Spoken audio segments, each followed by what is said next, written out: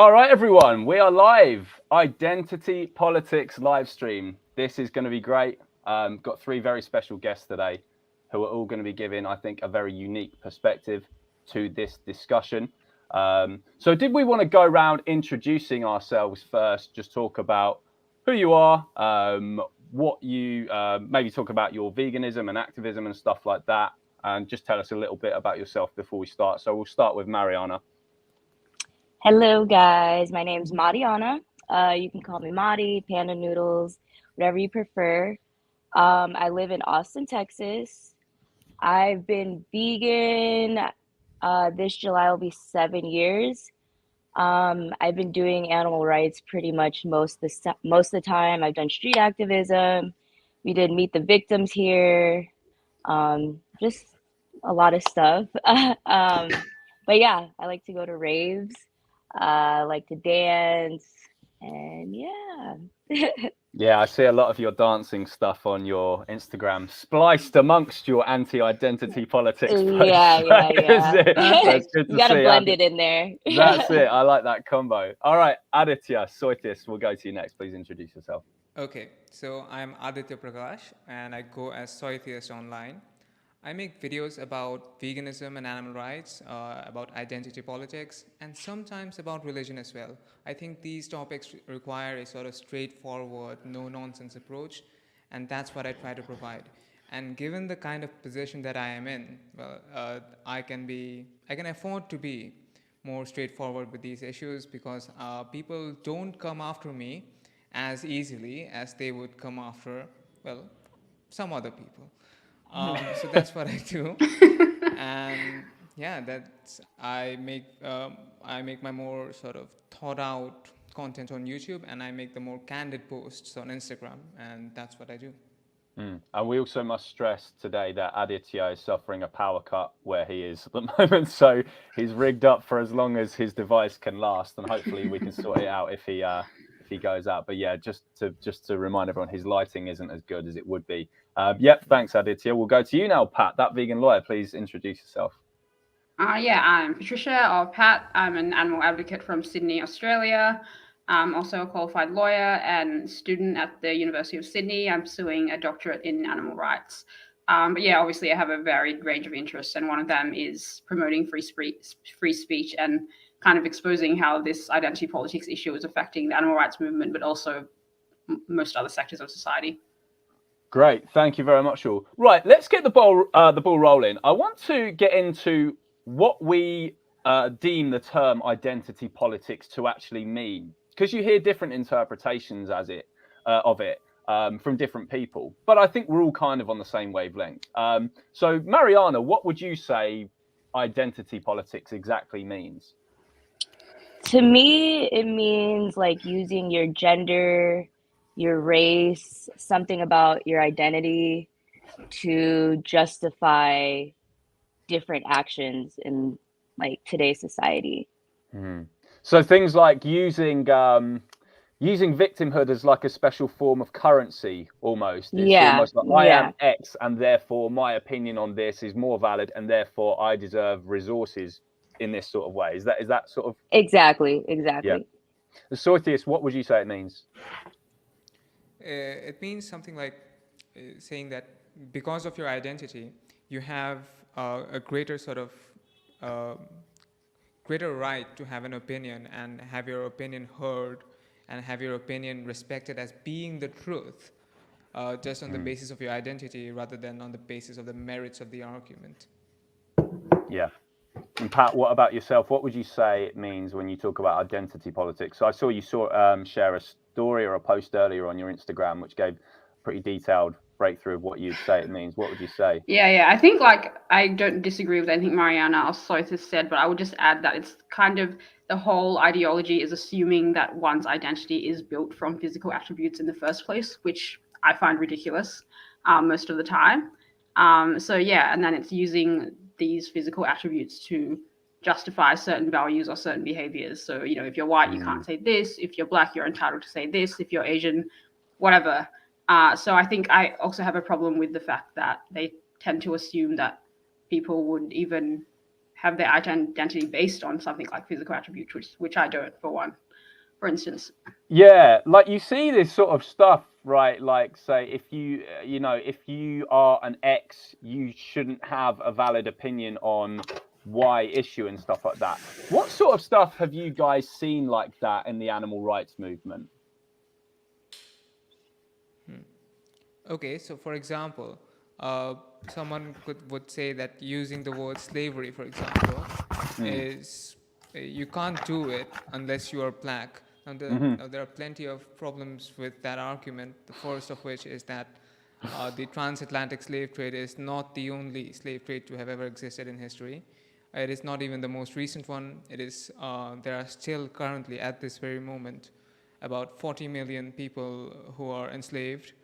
And even if you're looking at historical slavery, there have been, like, while the transatlantic slave trade was going on, there were instances of slavery in Asia, instances of slavery in like South Asia, East Asia, in Europe, and so forth. And yeah, so that I think would be an example. We're definitely seeing a lot of that, aren't we? This America-centricism that we see in the animal rights movement. It's like it's not only it not only just applies to the racial stuff when it comes to identity politics. It's almost like American vegans seem to think they have a monopoly on these specific terms. Would you say that, Mariana, that there is this thing in America that they think they have this, that America is just like the default thing for everything, and it's like the word slavery belongs not only to black people but almost to Americans as well. Oh yeah, absolutely, 100%.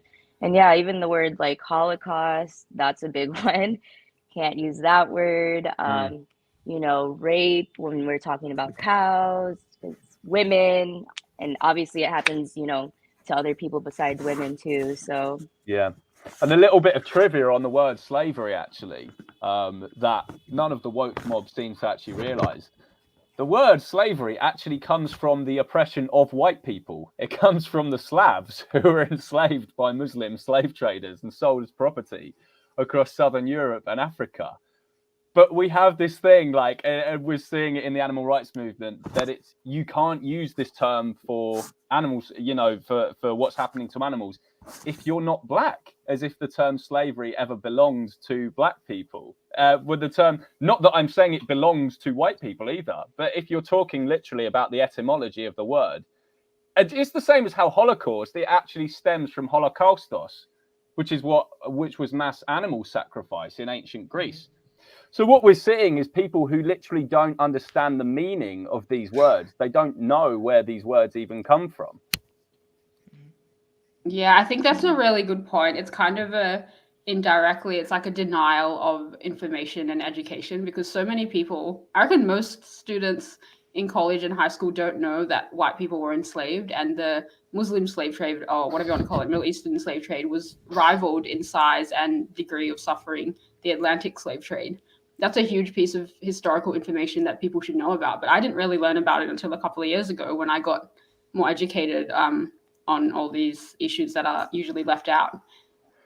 It's crazy. They're like, it's so dumbed down what's happening. People, people literally, what's funny about sort of the woke mob inside the animal rights movement is they act like they're the ones who are the most sort of like culturally knowledgeable and the ones who sort of know about all the global issues and that, when they're the least knowledgeable people about any kind of cultural stuff. They literally just like, so many of these have never even left their little US coastal state. They haven't like stepped off their fucking university campus or something, and they don't even know about the outside world. And that's, I think, why, and like I saw one recently, I saw this person,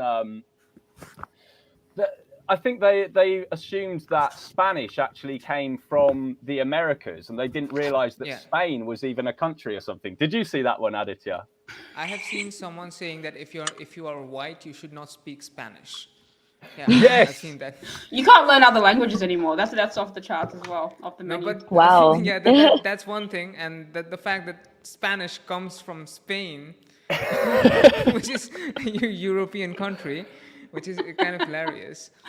It's insane, dude. Like I wanted to talk a little bit about what you do actually, Soytheist, because the reason I have you on today is because I think you bring a very unique perspective in that what you do and what makes you, I think, an important figure right now in the animal rights movement, especially when battling this sort of woke culture stuff that's happening, the identity politics. What you do is you take woke culture and you actually use it against them, if that makes sense. So when people are talking about like, you know, what happens is you see these Westerners talking about I'm oppressed and I'm from X group and therefore my voice counts more. And they're so used to having like to being sort of the victim who everyone should listen to. And then you come along, Soytheist, and you call them, I love this term, I use this all the time now, a hyper-privileged Westerner. I love this term. And you flip the script and you put it on their head, and it's now like, you're the privileged one. You know, tell us about that and sort of what you're doing in the movement. Yeah. So for when they do it, right, when they talk about how oppressed they are, they sort of they live in this sort of bubble, little American bubble, where they might be relatively underprivileged. But what they forget is that there is sort of a whole world out there. And when arguing from that position, when we look at the entire world, we realize that since there are so many groups, and like just being from a marginalized group doesn't give you sort of, the marginalized group doesn't all think alike, right? One person is saying that, and like they're saying, since I'm marginalized, I have this opinion and this is correct. I'm like, hold on. If being marginalized is what gives your opinion value, and it's what gives your opinion sort of worthiness, then here's my opinion, right? Yeah. If you can either take it as, look at the merits of the argument, which I know you don't like to do, or you could take it by your own sort of worldview, of which is like, if you're more marginalized, that is the correct opinion. Then, but even then, my opinion ought to count more than yours. So what do you do then? That's what I put to them, and they usually end up blocking me for some reason. Yeah, tell us about the time the woke white girl blocked you on Twitter. I mean, this has probably happened many times, but talking about the one that you shared that screenshot of, that was the funniest one. Oh, yeah. So someone tweeted out that if a POC, which I kind of dislike the term, but we'll get to that later. Yeah. If a POC says something is racist, then it is racist. Then you're racist. I am like what she would describe as a POC, and then she blocked me, right? But according to her, the last if bit I said again, something's racist, that should have been racist. Yeah, Soytheist, say that you roboted a bit on that last bit. Just describe what. So she said, if a POC says something is racist, that means it's racist, and you need to listen. And then you said what? Yeah. I said your tweet is racist. Yeah. Right. And then she blocked me, which is hilarious, because according to her, since I said that is racist, she was being racist. But now she just blocks the person who, according to her, is correct. That's convenient. And I don't just do it just for trolling. It's for a reason that I say that is racist. First of all, it assumes a few things. It assumes that all sort of POC agree, right? Because there will be, because in reality there will be different people who with the same skin color who have different opinions, and if that is to be the case, then what must be true is that there will be one person, one sort of POC who says something is racist and another who says it's not. Well, whom do you listen to then, right? So an argument has to be based on the merits of the argument, right? The validity of the argument has to be on its merits. Yep. So yeah, that in itself, the view that all people think alike of a certain skin color think alike, is a racist viewpoint. Well, one of the most hilarious things with them, and most frustrating as well, is they keep saying, listen to the voices of POC. But what they actually mean by that is listen to the voices of POC who agree with my opinion. But they will shut down the ones. If you say, okay, here's a black conservative who doesn't support Black Lives Matter or something like that, they will shut that person right down. They will call them every name under the sun. Have you experienced this, Mariana? Like in America, like if you say anything like I'm going to say now as a black woman, but I hate you because we're talking about identity politics now, and it pains me to even say that as a black woman, because that's how this stuff usually kind of starts, where it's like, if I'm so and so. But have you experienced that kind of thing where people call you out and stuff because you don't have a view that goes in line with whatever the status quo should be in America with your demographic? Oh, absolutely. Yeah. And it's crazy because, like, I feel like these last few years when I started speaking out against like BLM and just identity politics, like that's when I actually started dealing with like the most racism I've ever dealt with in my life. And it's crazy because it's not actually really from white people directly, at least, because there's white people who like will try to convince me. They're like, no, like, Black people are oppressed and blah, blah, blah. And I'm like, no, like, we all don't think this way. And I feel like that's pretty racist to like try to convince me otherwise, especially if I see myself privileged. Like, why would you try to convince me otherwise? But it's like they're babying you, right? They're like, no, Mariana, yes, you are, you poor victim. Like, yeah, exactly. And if that's the goal, if that's what we want, brown and Black people to feel empowered, like in our skin in America, like why would you try to convince me otherwise?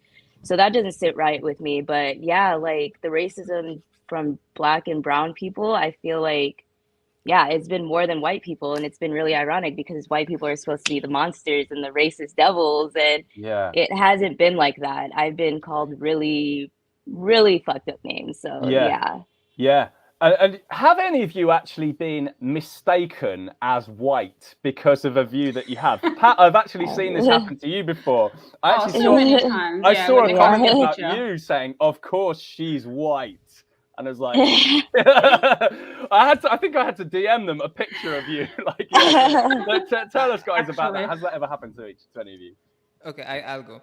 Go on. So I used to run this account anonymously.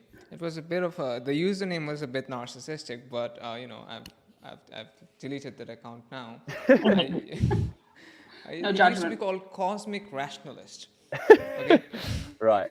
And I had accumulated like 20,000 or so followers, and whenever I used to post anything about politics or anything like that, the comments that I would always get is white privilege. This is white privilege. And the funny thing, because then that was an like anonymous account. Yeah. And whenever I get a message like that, I just send them a picture of my hand, which was hilarious. and then they'd start apologizing. Yeah, it does happen. It's like if it's as if only white people are allowed to have sort of diverse opinions. If you're brown or you're Black or anything like that, and within India, I suppose, you're only allowed to have a sort of different kinds of opinion if you're like upper caste, if you're like a lower caste, or if you're like a sort of have tribal heritage, like someone like me, then you're not allowed to have sort of different opinions. You're just expected to have a certain viewpoint, which in itself is, according to the categorization, it is either racist or casteist or anti-tribal or whatever you want to call it. But yeah, that is just the opposite of what they want to do. Yeah. What about you, Mariana? Have you been mistaken as white before? Yes. Yeah, it was actually when I made that BLM post with the pig head. This girl was like going off and she's just like, you're white, you can't believe saying that, and blah, blah, blah. And I'm like, dude, but other people that follow me, they definitely handled that because they're like, dude, did you even look at her page? Like, how did that person respond when they found out that you were Black? They didn't. They stopped. They just tucked into the shadows. Yeah. They just disappeared. Yeah, exactly. Do you know the funny one they do is when you point it out to them that the person they're saying is white is not white, they always go, oh, well, the point still stands. And it's like, well, the point doesn't stand. Your entire point literally stood upon the premise that the person was white. So what the fuck are you even talking about? Pat, what about you? Sorry, go on, Mariana. No, I was just going to say, or you're internalized racist, you're internalizing racism. That's what they say, if they still want to say something. So that's another one they flip on you. Yeah. Oh, well, it's internalized racism or internalized misogyny there and that kind of thing. They conveniently put it to that. And Pat, tell us about times you've been mistaken as white. I don't really have anything new to add. I just wanted to say that I think this is the most common form of racism Yeah. that is prevalent today. Like, there's different forms, and maybe the old school, this person was racist to me because I'm black still exists, but less and less so. But this type of like assuming you can decide how someone thinks or feels based on a physical attribute such as their race or gender, I think is the most common form of racism, sexism, and other isms that we've seen today, because that's the ultimate, like, oh, you have this color skin, you're going to think this way. Like, what the fuck, So It's yeah. scientific racism is what I tell people. For anyone who's unaware what scientific racism is, it's the idea that was put out by kind of like white supremacists in like, sort of as early as sort of like the early 1900s, maybe even earlier than that. That we all think differently because of our like brain structure and stuff like that, depending on what race we are, and certain skin colors are predisposed to like do this action more or believe this more and stuff like that.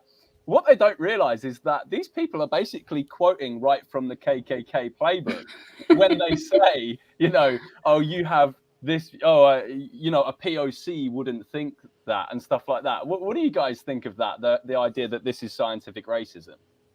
Yeah, like I think we can see actual results of a form of segregation, like in Ivy League schools and other colleges in America.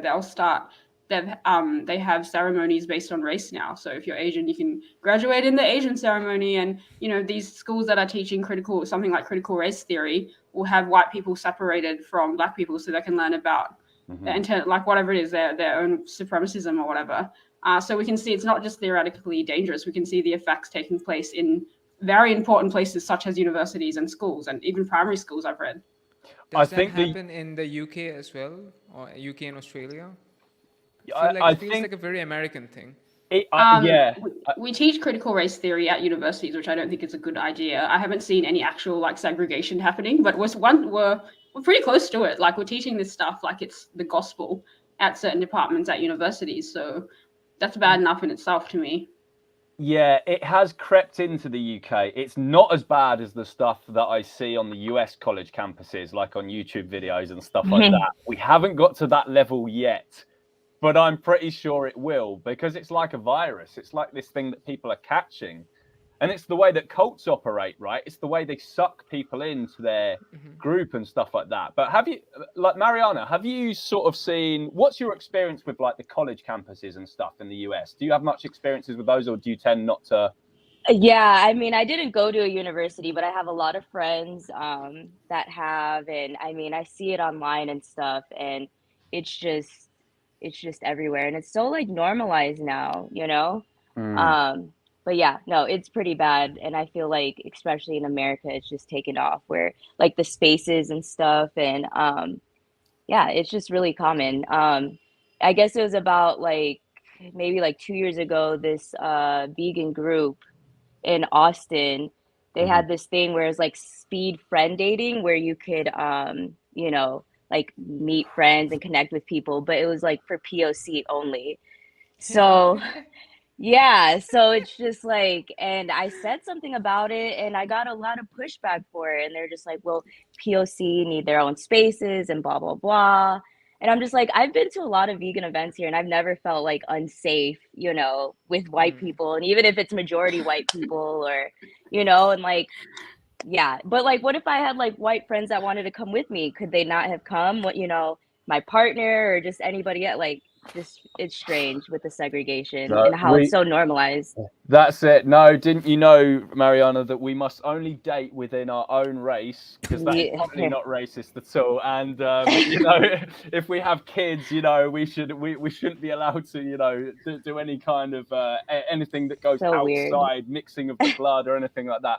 Totally not a fascist idea. Totally not something that's straight out of the KKK playbook at all.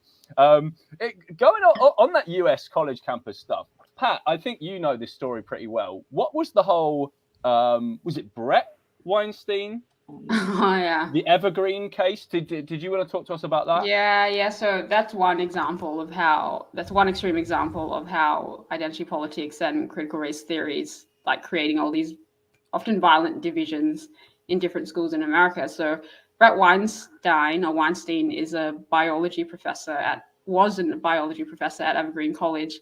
And usually the school has a day where minority students or non-whites can stay at home, so the people on campus can appreciate their contributions to the school, which in itself is stupid, but most people put up with it. Oh my but like God. Brett tolerated that. He's like, yeah, sure, we can, he was fine with that. But one year they decided, instead of minority students staying home, that all the white kids would go off and learn about how what white supremacy is and how they're still white supremacists. And then Brett said no, like as a professor, he was like, oh, I've been teaching at the school for this many years. I don't agree with this. And then all these violent protests broke out, and it was a huge controversy. People saying he was a white supremacist and a racist. And I think he lost his job over it, but they might have settled outside like that. I think they each got paid, like, I might be wrong, but $500,000 each to just like be quiet or whatever, go away. But since then he started his podcast, the Dark Horse podcast, which has been he was very successful before that anyway, but this kind of put him on this map of like identity politics and like public commenters and stuff. But that's the story. Yeah, it's crazy. One thing I heard recently that really concerned me, and it just showed me what worrying times we're living in with regards to this US college campus stuff.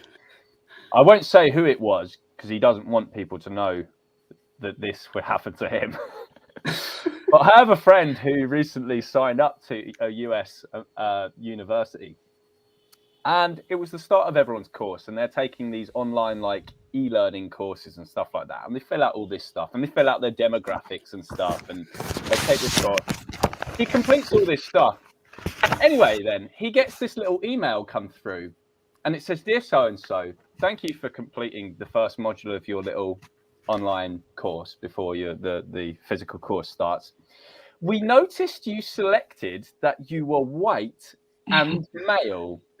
We would now like you to take an additional e-learning course about being mindful of your privilege and taking up space around minorities and stuff." Oh my God. It's so openly bigoted. Like, it's just out there, Oh, but Pat, didn't you know you can't be bigoted or racist towards white people? I read a quote recently, and it was like, there's nothing wrong with, it might have been Carl Sagan, I'm totally going to butcher it, but he said something like, there's nothing wrong with the expression of bad ideas as long as good ideas are allowed to counter them. So my problem isn't just with critical race theory or just with feminist theory per se. It's just that when you're in these schools and in these environments, it's sometimes understated and sometimes it's, just openly there, but you're not really allowed to say something different. So that's kind of my main problem with it. It's not that I want to shut everyone down that has a different opinion from me, because that's what they're doing. It's just that we should be taught other things, like about white slaves, that kind of history. So I just want to make that clear. It's not that I want to shut down every idea that's different from mine. It's just that other ideas are not allowed to be expressed oftentimes. Have any of you heard of the grievance studies, this famous case that happened in the US? Did you want to tell us about it, Pat? I think a bunch of scholars just wanted to prove how ridiculous like arts and humanities were getting in terms of like crazy left-wing ideologies and the fact that anything was allowed to be published. So they sent in all these fake studies about like how dogs are actually racist or something at the dog park. Or something really ridiculous, and then it was accepted to be published. Yes. So they were saying these scholars were actually left-wing, but they wanted to expose just how embarrassing it's getting on the left right now. So one of the papers they submitted was that letting your dog sniff other dogs in the park is rape culture. And they submitted this paper to a US university, and it got accepted on the course and taught as fact. So it's literally showing that you can literally submit anything now that basically conforms to this victimhood narrative, and it just will get accepted. Because I guess the idea is you're not allowed to challenge any idea. If you say something is oppressive, then it just is, I guess, is the kind of idea. You're not literally allowed to challenge or push back against any of that. You'd heard of this as well, Soytheist, about the grievance studies. Oh, damn, he's frozen, I think. I thought he was chilling. Yeah. So he's hanging out. Might have to remove him. Oh, hold on. We can hear him a little bit coming through. Man, the tech issues in India out of control. Yeah, your screen's literally frozen, Soytheist, and we could speak a bit. Oh no. No, just hearing like hardly anything. We'll have to remove you, Aditya, and then you'll have to come back. All right. Sorry, man. Yeah, we'll wait for him to come back. But let's see if he's just right. Let's add him again.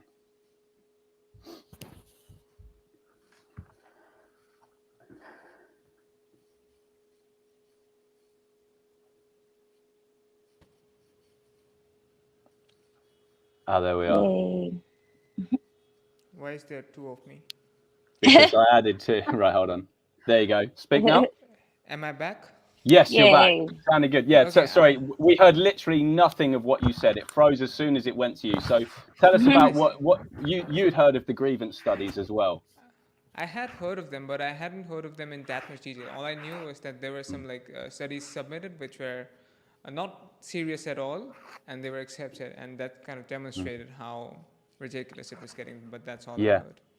Tell us about woke culture and identity politics, specifically in India, right? Because all the rest of us here live in Western countries, right? Mm-hmm. So I guess you're going to give a different perspective here from what we're experiencing in Australia, the US, and the UK.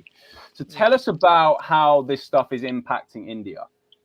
Okay, so how it works here is that it gets adapted a little bit, because from the US to the UK, they can sort of directly take it and just copy and paste, right? In India, Oh no. how it works is they'll take white veganism, and they'll apply it to the sort of caste system here, right? So instead of it being white people who are the evil ones here, it's the Brahmins who are the evil people here. But I suppose it is a little different about whites and Brahmins, because whites is just like something about your biology, while Brahminism is something about, it's really about nothing biological. So if someone is identifying as a Brahmin, I suppose that is a little weird. It is a little bigoted in itself. But the problem is that what you're expected to do is you're expected to also, like, if you're born in a sort of Brahmin family, right, then you can, ideally what you should be doing, at least according to me, at least you should be rejecting that label, because it's not based on any biological reality. It's just a sort of system, it's a sort of imagined system of hierarchy.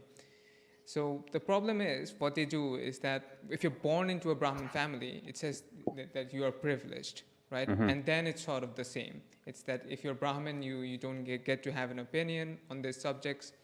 It's sort of, then if you're telling someone from a lower caste who is like less privileged,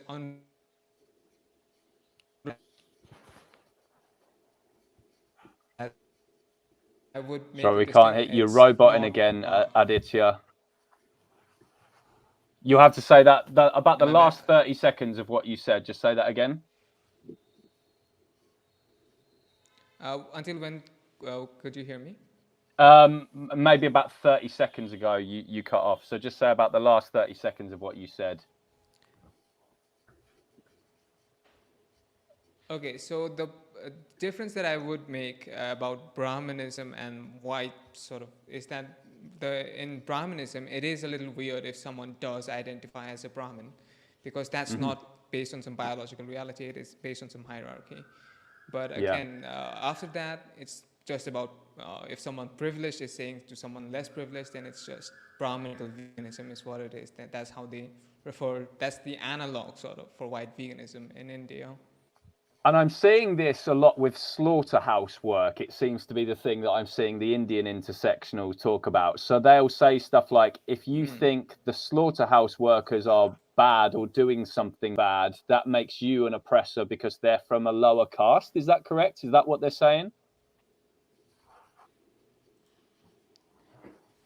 Yeah, I think what the claim is that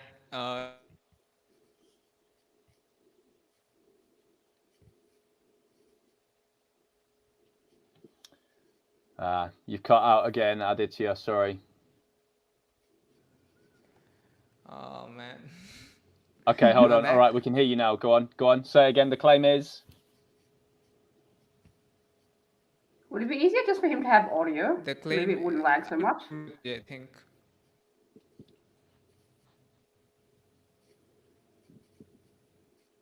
I should what? Should I switch to my Try. iPad? Yeah, maybe try that.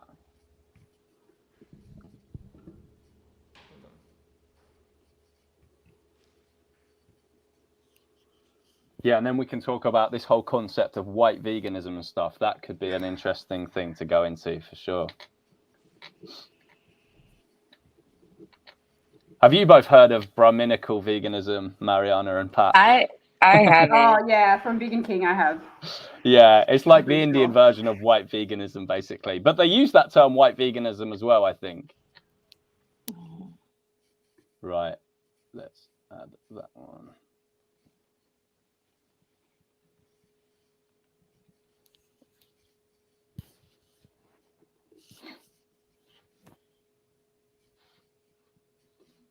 Just gonna have a little read through of these comments.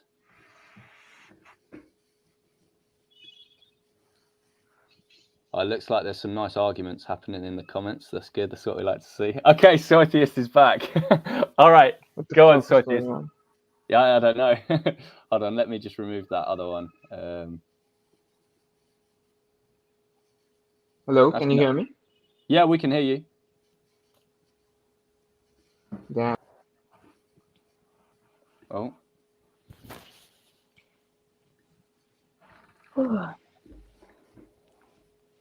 I think you should just try having the audio because the camera's making it lag really badly. It happens to me sometimes, and when I turn off my camera, my audio is at least good. Yeah, that can happen. I think he should be all right now, though. This seems pretty clear. Yeah, it looks a little better over here. Yeah. Yeah, that seems like a better stream, Aditya.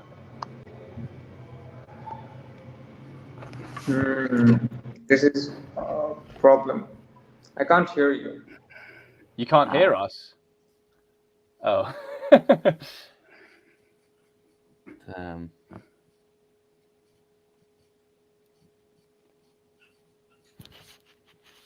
Right, let's add him again. Okay, this time I can hear you. Okay, cool. Right. Where were we? Brahminical veganism.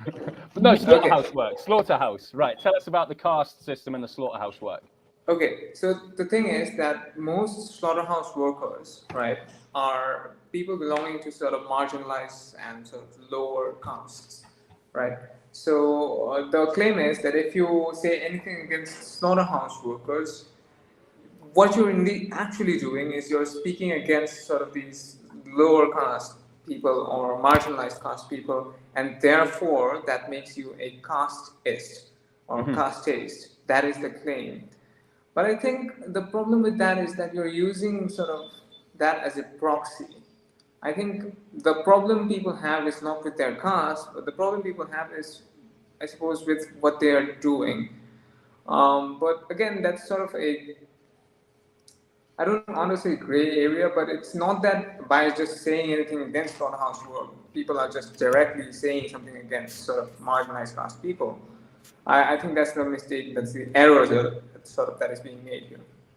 And what about this term white veganism? What do you each take to mean by this term? I'll tell you what, we'll go around. So Mariana, when you hear that term white veganism used by intersectionals, what do they mean by that? What's your interpretation of what they're saying there?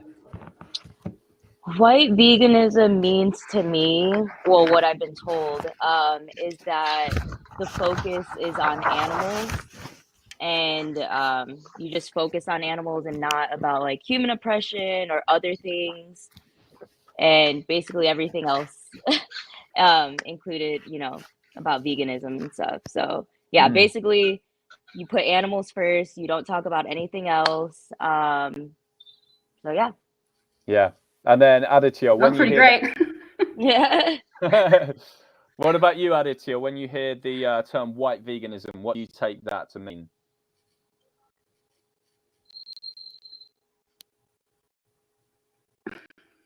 He's cut out again.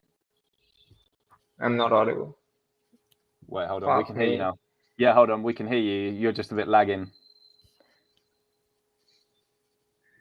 Okay, did you just hear me swear? Yeah.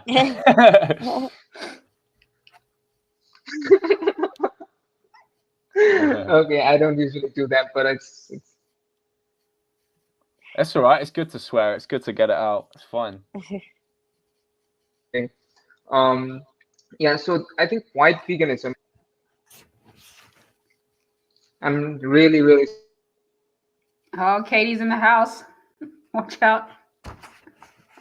Oh, let's see. That's good. That vegan teacher in the comments. Yes. Right, we'll have to wait till Aditya comes back. Pat, what do you take to term? Okay, so the to times mean by I understand what Mariana was saying about it's this perception that white vegans put animals first and don't care about all these other issues and whatnot. But in Australia, I sort of more see it as people associating veganism less actually with the moral philosophy, but more with like expensive food and like only white vegans can afford really nice like mock meats and like all this like fancy kind of vegan food. That's more what it's associated with in Australia, I find. A Okay. little bit of that what Mariana mentioned before about white vegans not considering other social issues of being insensitive and all this bullshit kind of thing, but also more on the side of like only rich white people can be vegan, that kind of rhetoric. Yeah, so they're associating they're associating racial groups then with certain economic backgrounds. Wealth and status and economic status, and also what Mariana was saying before about about white people putting animals first, and it's kind of assuming that again, non-whites don't also have those morals of prioritizing animal rights, or they couldn't possibly understand the animal rights philosophy in the way that Peter Singer or Tom Regan, whoever it was, coined it. So yeah, this is the same problems are recurring, but within specifically the animal rights philosophy, which So apparently bigotry- non-whites don't understand. Yeah, so bigotry of low expectations, right? Yeah. Right, exactly that. Yeah. Yeah, and it's interesting as well with the Yeah. economic stuff Am because I back now? you're Yes. back now. Yeah, it sounded good. It's interesting with the economic stuff as well because in Western countries. So I'll just finish what I'm saying here, Aditya, and then I'll let you say your bit again. In Western countries, whites tend to be low down the pecking order when it comes to earnings. So in the UK, white British are actually the 7th highest earning racial group. It tends to be Chinese and Indians who out earn the rest, and then like Taiwanese, Japanese. So if they are like in Australia, if they're using this term white veganism to mean like affordability of vegan products and all this kind of nonsense, why wouldn't they call it Asian veganism? Do you know what I mean? I think there is something to be noted in that, like about which race earns the most. I think we have to rank when we rank these. I've seen these lists, which groups sort of earn the most. I've seen them that they listed something like this, like Japanese, Chinese, Indian. Maybe I'm not sure of the order, but they listed something like that, and then it says white.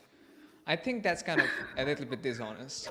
I think if you're going to list it in that way, it has to be like Japanese, maybe French, maybe like Swedish, in sort of that way. Yeah, be more specific. But I do take the point that it's not that white people in general do earn less, I suppose, than like East Asian and South Asian people, at least in the UK.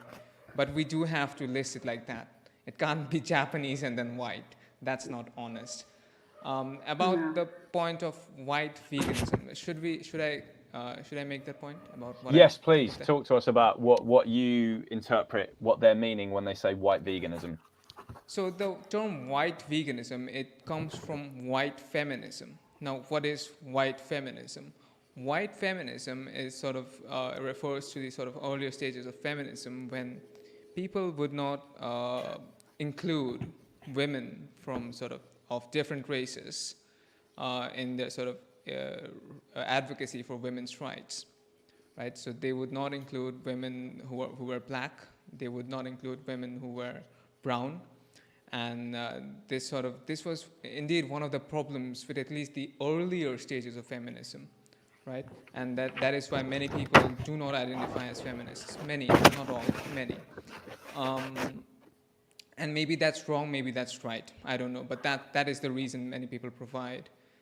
And that is indeed a correct criticism, that if you do not include women belonging to other races, that is indeed wrong.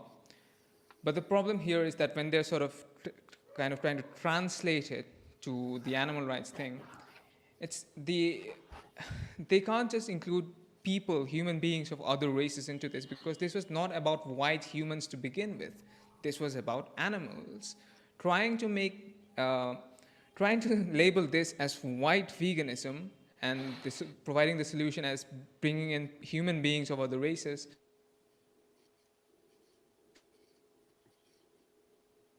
feminism. This is getting really frustrating. Yeah, sorry, you keep Not good cutting for the out. stream. Aditya. Right, I'll have to boot him for the moment.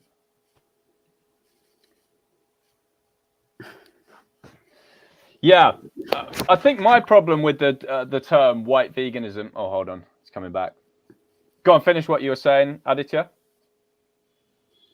Yeah, there's the analogy of trying to bringing in people of other races into as a solution to white veganism would be something like bringing in men of other races to solve the problem of white feminism, and that's not the solution. The solution is to include people, include women of other races into feminism to solve the problem of white feminism. And the solution of maybe like the analogy here would be only caring about dogs or something like that, and the solution is to bring in like care about every animal, which is what veganism already is. Yeah.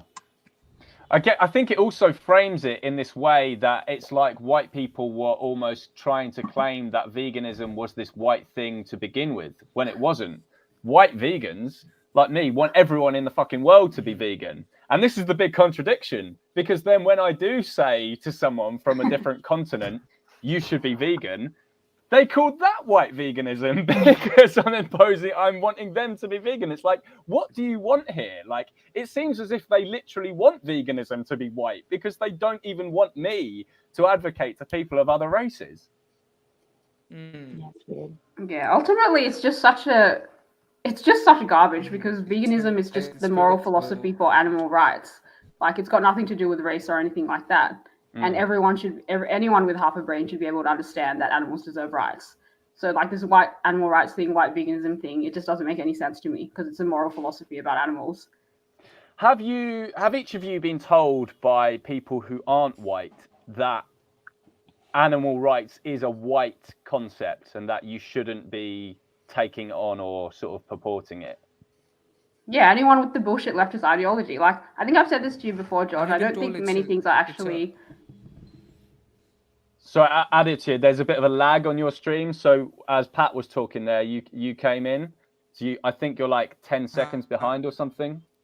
I see. Sorry, Pat, I see. carry on, and then we'll come back to Aditya. Okay. All right. That's a problem.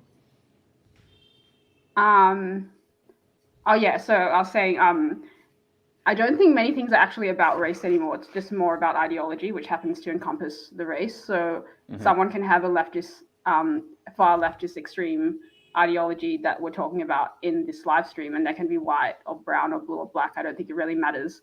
You know what I mean? Like, the typical demographic in Australia with these kind of thoughts happen to be kind of white, rich kind of liberals, or people of color who follow this ideology. It's kind of one or the other with some variation in between. But yeah, like, people of all races have this ideology, because I think it's just ideological and political, not really racial at the end of the day. Maybe it started off with racial motivations, but it seems to be far more political and ideological more than anything. But has someone specifically told you, Pat, oh, you're Asian, and as an Asian, you shouldn't be promoting this like white narrative of animal rights? Has like someone told you that in Australia? Yeah, I'm sure at some point. If not that, something very similar. Like, I've met white and non-whites who think this way.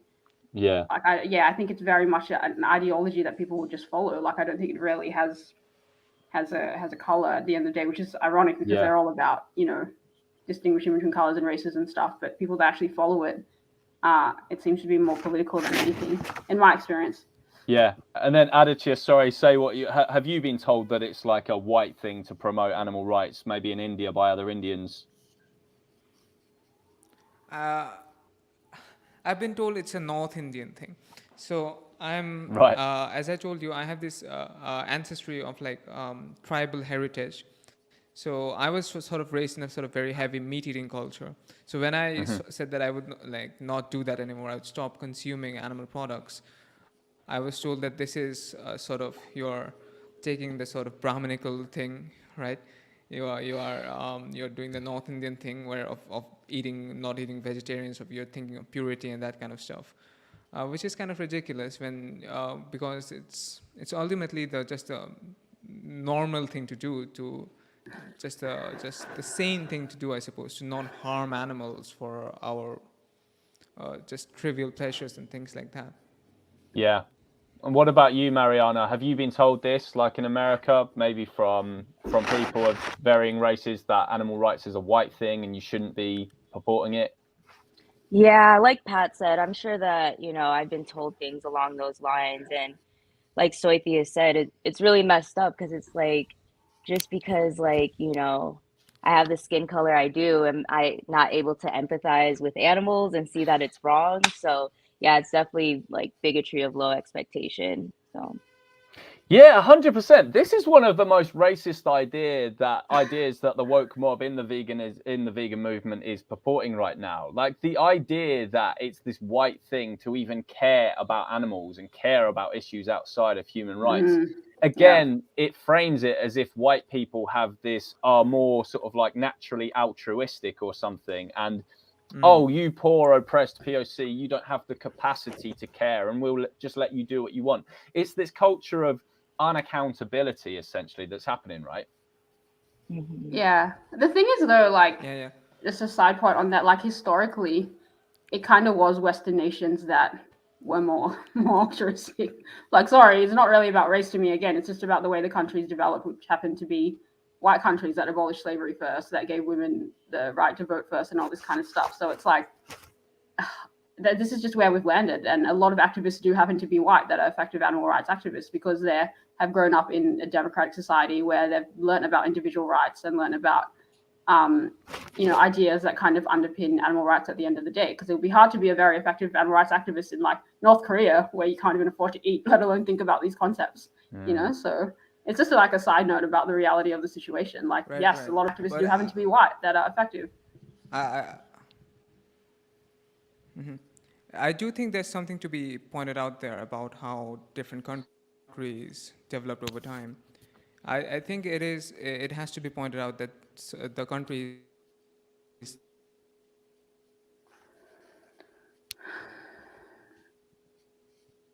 It's cut out again. Sorry, you'll have to. were sort of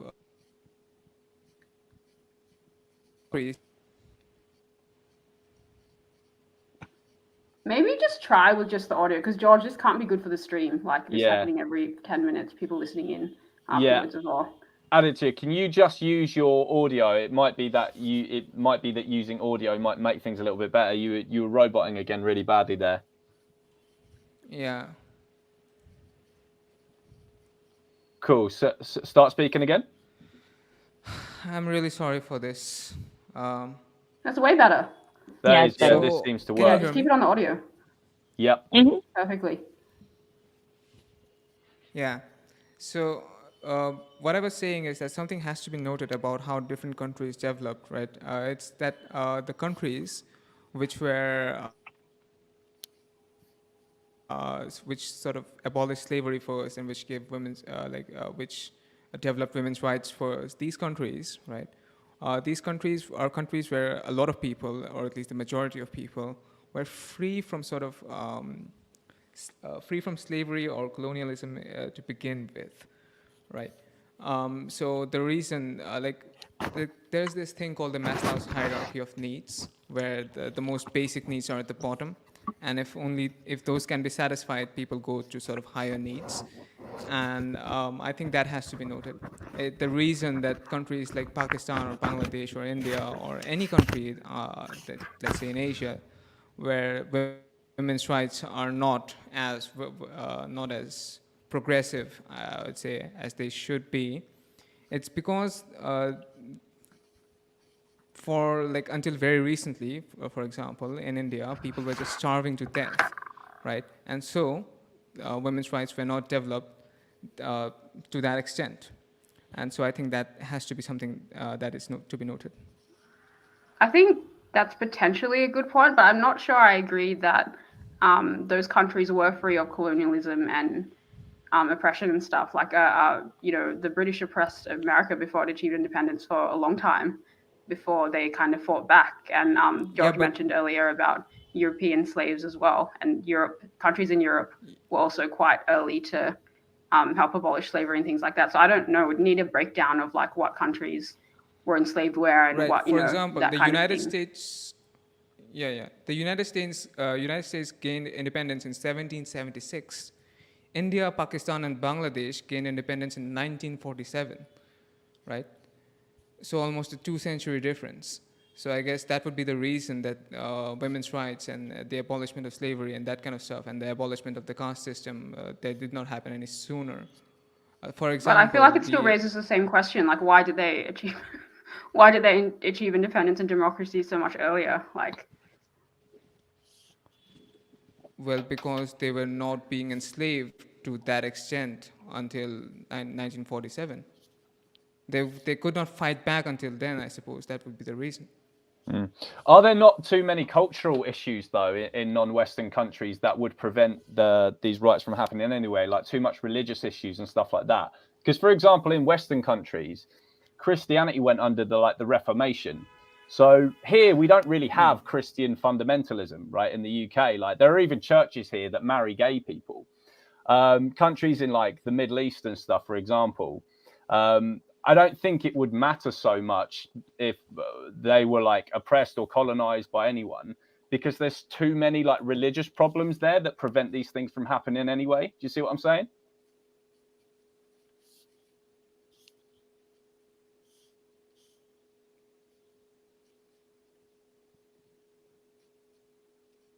was that addressed to me or to Soytheist? That way, I guess, maybe to Soytheist, but we can't hear him. Hold on.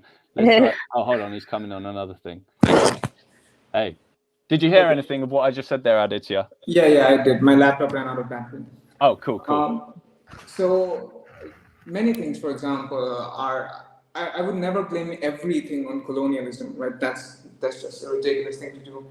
But many things can be blamed on colonialism. For example, the homophobia, right? The sort of anti-gay laws in India are based on Section 377 of the Indian Penal Code, which are based on the Buggery Act of the 1500s in the United Kingdom that was brought down by the British colonial sort of empire.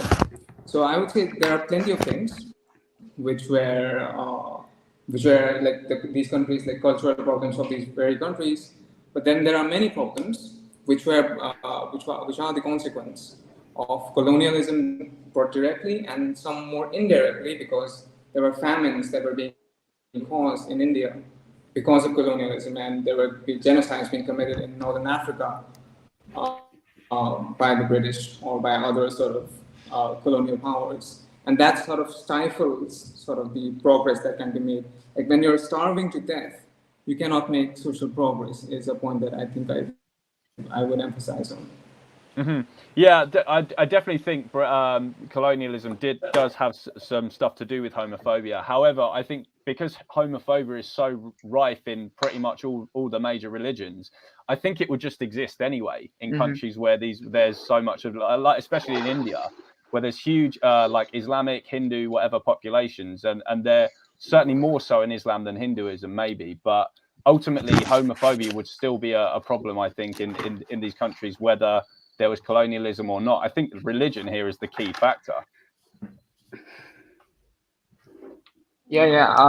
So Islam certainly has Islam certainly has a problem with homophobia, but Hinduism has its own problems. I'm no fan of Hinduism, but I don't think Hinduism has a problem with homophobia in itself, because if you look at sort of these ancient scriptures and statues and that kind of stuff, then there is definitely depictions of homosexuality in very positive lights in the Indian subcontinent.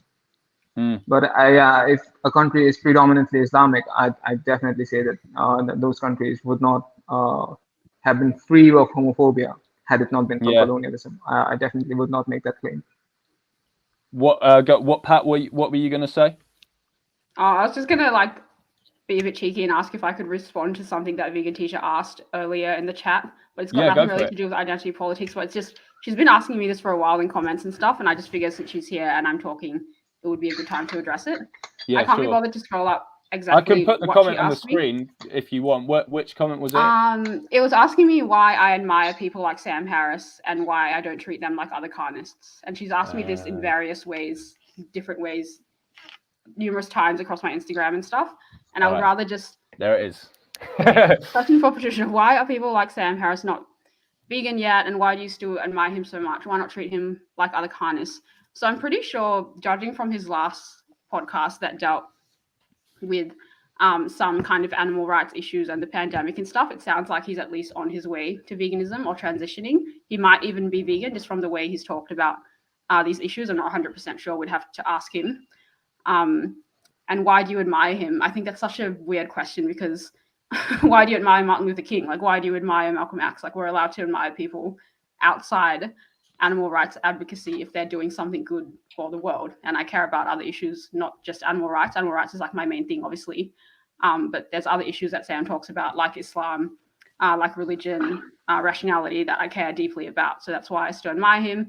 Why do you not treat him like other carnists? I don't really know what that means. But if you're talking about people I shut down in the comments, they're just fucking trolls and stuff. So it's probably a bit different when I meet neuroscientist Sam Harris. And yeah, he might be vegan now, and he's talked quite extensively about like animals in recent podcasts. So I think we should acknowledge that. She just asked me this so many times, like, why do I quote Michael Jordan? It's like, dude. Yeah. If Sam Harris came here trolling the stream, obviously we would have his ass for breakfast. But can I play the sort of devil's advocate on that? Go on. Or sort of the Kadie's advocate, I guess. So I think the question is, like, if you would not respect someone who was a sexist, but was very sane and rational in other aspects, why would you respect someone who is a carnist but is rational in other aspects? I think that is the kind of question that that might be being asked. I'm not sure. Yeah, I could respect certain aspects of their work. Like if someone was a raging misogynist but they cured cancer, I'm not going to not acknowledge that. That's the same rule I would apply here. You would still respect that. Yeah, I would respect their work and I would acknowledge it. I don't have to respect the person as a whole or certain aspects of what they're doing with their life. But yeah, Sam's doing enough where I think like it definitely deserves recognition, and he's adding a lot of education to different people's lives outside animal rights, as well as recently animal rights as well. Yeah. We'd have to look at every person's activist and be like, why are you quoting Malcolm X? Why are you doing this? It's like, just relax. Yeah, I think that is the sort of consistent view. If you're going to respect carnists for like other work that they do, you also would have to respect someone who was sort of a raging misogynist or a raging racist, I suppose. Yeah, absolutely. But if we do that, then there is no problem with sort of respecting someone who is a non-vegan. I made a sort of video on this a while ago about why I do not hate racists, and it was mostly about because like the same way that I would not hate a non-vegan, I would not hate a racist, because they were ultimately brought up like that, and as long as we can educate them and as long as we can reach them, it's not their fault that they don't understand this issue, and as long as we can explain it to them, I think it's fine. Yeah, I hope that answers your question, Kadie. If you're listening, now you can stop asking me all the time on every single post that I make.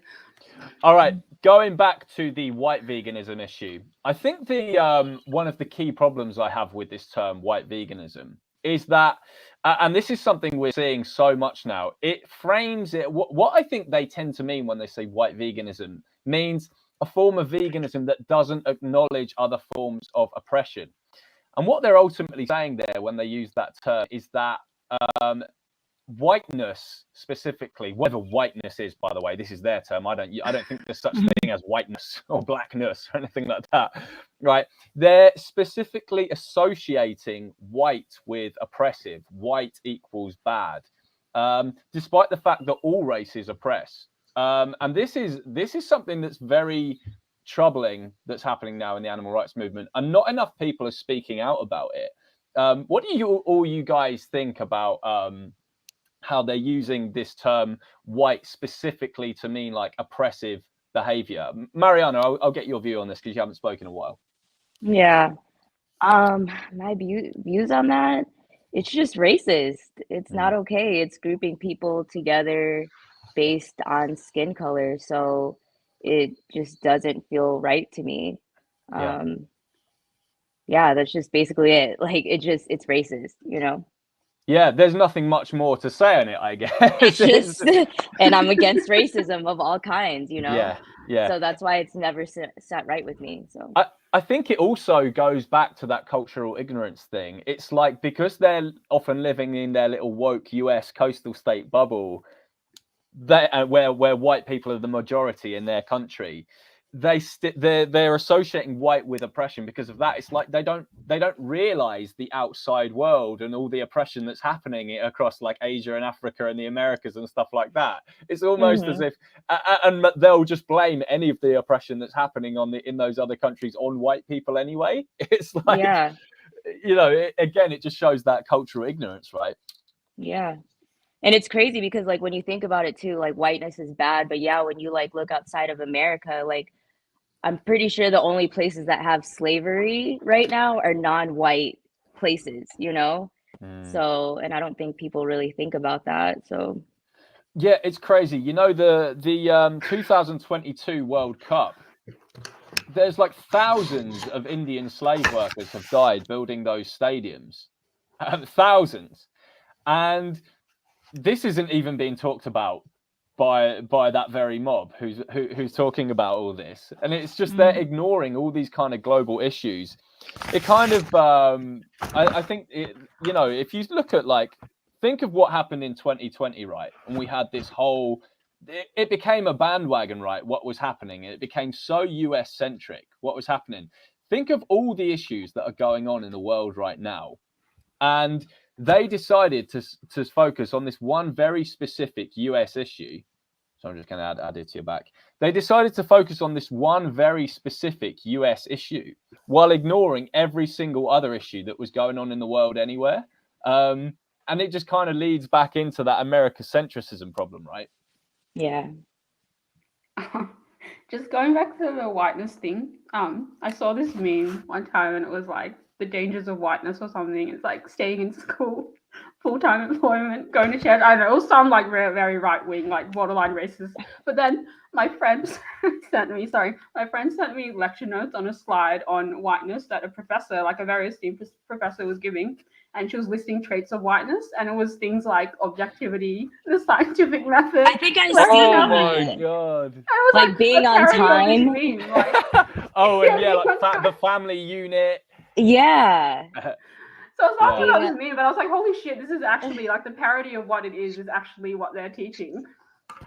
Objectivity, like so insulting to other races. Yeah. The craziest one I saw, it was this tweet, and it was like, evidence is a cis white male concept that always allows them to be right. Evidence doesn't count for shit in the real world. Oh my god. Like, don't worry about all the non-white like mathematicians and like, you know, scientists that pioneered modern science as well. Like, they probably believe in things like the scientific method. I want to go on now to this term, person of color. And I'm sorry for anyone watching that Aditya keeps dipping in and out of the stream. His connection is really, really bad. This term, person of color, what do you each think of that term? I did use it at first, and I don't know, I never really thought about it, but once I started thinking about it and listening to other people like talk about it, I realized I stopped using it because yeah, it's literally like colored people but in reverse. And like Yes. it makes me feel like saying like black or brown or white is just like bad, you know? And it's not. So I don't use that word anymore. Like I said, I did, but then I really thought about it. I was like, why am I colored people? Like, you What? know, if Yeah. you just switch it, it's totally like not okay. But yeah, so I don't really use those words anymore. I just say black, brown, white. It's not a big deal. It's not a bad word. Yeah. What about you, Pat? What do you think of that term? Like on a personal level, I just like aesthetically and personally, I just think it's fucking retarded. It sounds so lame. Like it just sounds so lame. I think it's embarrassing. Yeah. On a more serious note, I think it's divisive. I think it's meant to be divisive and separate people, Yes. whites from non-whites, oppressors from victims, like whatever, feed into this ideology that we've been talking about. I don't think there's any good to it, and I would never use it for myself. And when people use it on me, I cringe, you know? Yes, I hate it. I actually saw Aditya share a post yesterday. It was a tweet from someone saying like, I die a little inside when I hear the term POC used for anyone outside of America. I see. Are we talking about the term POC? Yes. Mm. Yeah, tell us why you shared that post, Aditya. Yeah, so first of all, I'm really sorry about my connectivity. I have a proper internet, but since the power is out, I have to use my mobile internet, which is not that good. But anyway, I hate the term POC because first of all, it's a weird term, isn't it? Like, because white is a color, and like white people aren't really white. Dude, look how coloured I am. I have like white skin, green eyes, a fucking ginger beard, black hair. I'm like a walking packet of Crayola. How am I not a person of colour? And like white people, they have a certain color, I suppose, but that's not the point. It's about how white. It's just a very weird term because I do know that the term colored person is a racist slur, right? And the first time I heard someone refer to me as a POC, because I never heard it for the first 15 or 16 years of my life. And then someone told me that you will be referred to here as a POC, and I thought that they were kind of making some racist joke at me. And, and then I thought that, well, no, that's kind of weird because you're sort of you're putting white people as the sort of default people, which is kind of weird for me. There's white people, and then there's everybody else. Yeah. Like, Yeah.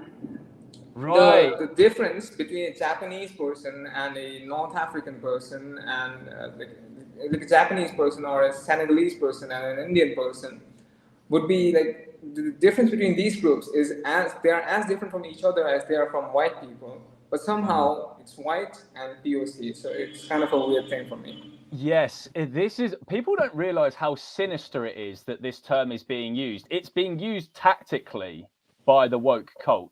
But you know, bear in mind, this is absolutely being used tactically. What they're trying to say is it's white people versus the world. Wherever I am in the world, it doesn't matter if I go to India, I won't be a POC even though I'm in India. I will still be just white, and everyone in India is still a POC, and I'm walking around with all the privilege and all the cards when I'm in India or whatever, which is also bigotry of low expectations. It's like saying literally wherever I am in the world, it's like I'm more powerful than any country that I go to. You see what I'm saying? Yeah. But you know, and like how what was I going to say? Like, when did this term start sort of coming into the mainstream? Did you guys notice? Because I like growing up, I always used to hear the term coloured, which I never liked as a term, because again, it's using that. It's like whites, we're the default, and then everyone else is just like coloured, someone else. When did this term POC start coming into the mainstream? I think Douglas Murray, he talks a bit about this. It was right like 2011, 12, 13. This is when it all started happening in the universities and stuff. Sorry, Yeah. Mariana, you were going to say something. Yeah, no, I was just going to say, I mean, it's probably been going on a little longer than I noticed, but I feel just the last few years it just took off, Yeah. and now everybody just uses it and it's normal. It's weird because technically, right, Mariana and Pat, you're both ethnic minorities in the countries that you both reside in. So you would be technically POC by this definition. But what's crazy is that they're calling Aditya POC as well. even though he's an ethnic Indian in India, right? Yeah. Which is just insane. Again, like, You're why? the POC here, bitch. Like if you're a white person, Yeah. go over there.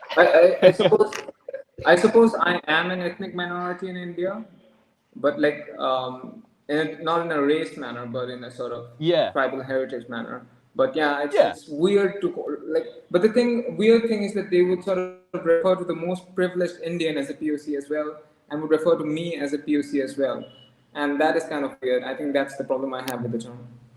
Yeah.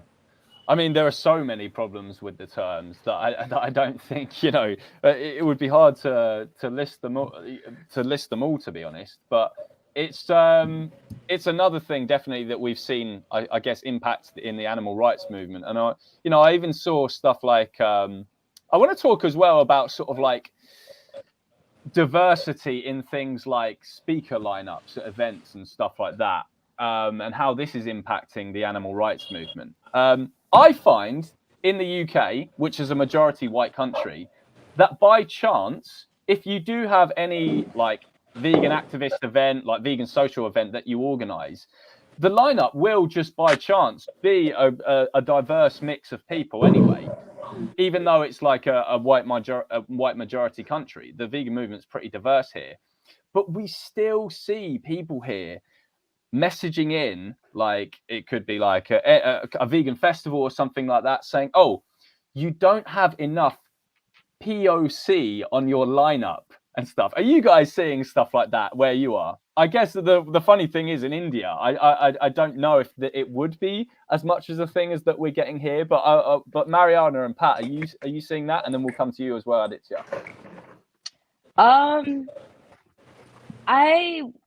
I wouldn't say just I don't know really in the vegan like animal rights community, but just in general, yes. When it comes to events and stuff, I definitely see that happening. And I don't know if they want like a balance or if they want like more, because even if there's some like, black and brown people, like it seems like it's never enough. Like they just want black and brown people, So yeah, we have things like Yeah. Black Veg Fest and stuff now, right? yeah. So these kind of events. And go on, Pat, what were you going to say? Oh, I was just going to say, I think it's a huge problem with animal rights organizations, especially bigger ones in general. This identity politics, having this amount of speakers be black or female or whatever, and just the way they conduct themselves, their sponsors, their internal policies, all usually have something to do with the kind of issues that we're discussing now. And they're all very leftist organizations, so there's no real room for pushback on that. I think it's a huge problem. And if it's always going to be politically left, we're alienating like 50% of the Western world who are probably not politically left, and the wider world as well, who are not left at all. Yeah. So, yeah, I think it's a huge problem.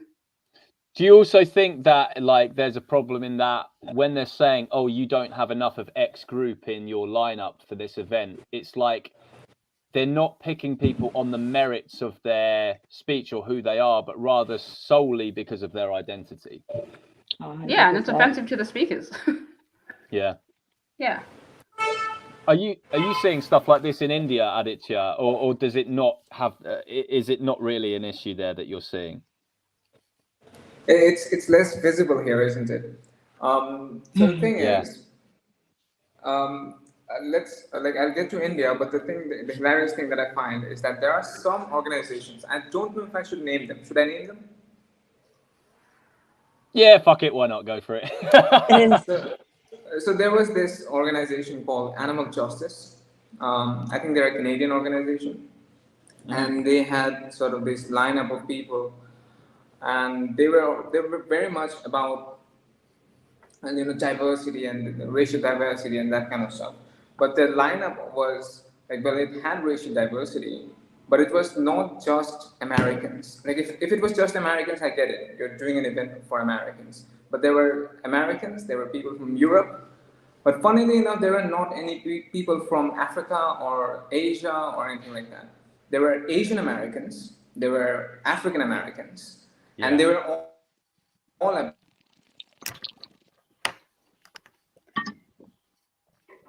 Oh, you cut out again.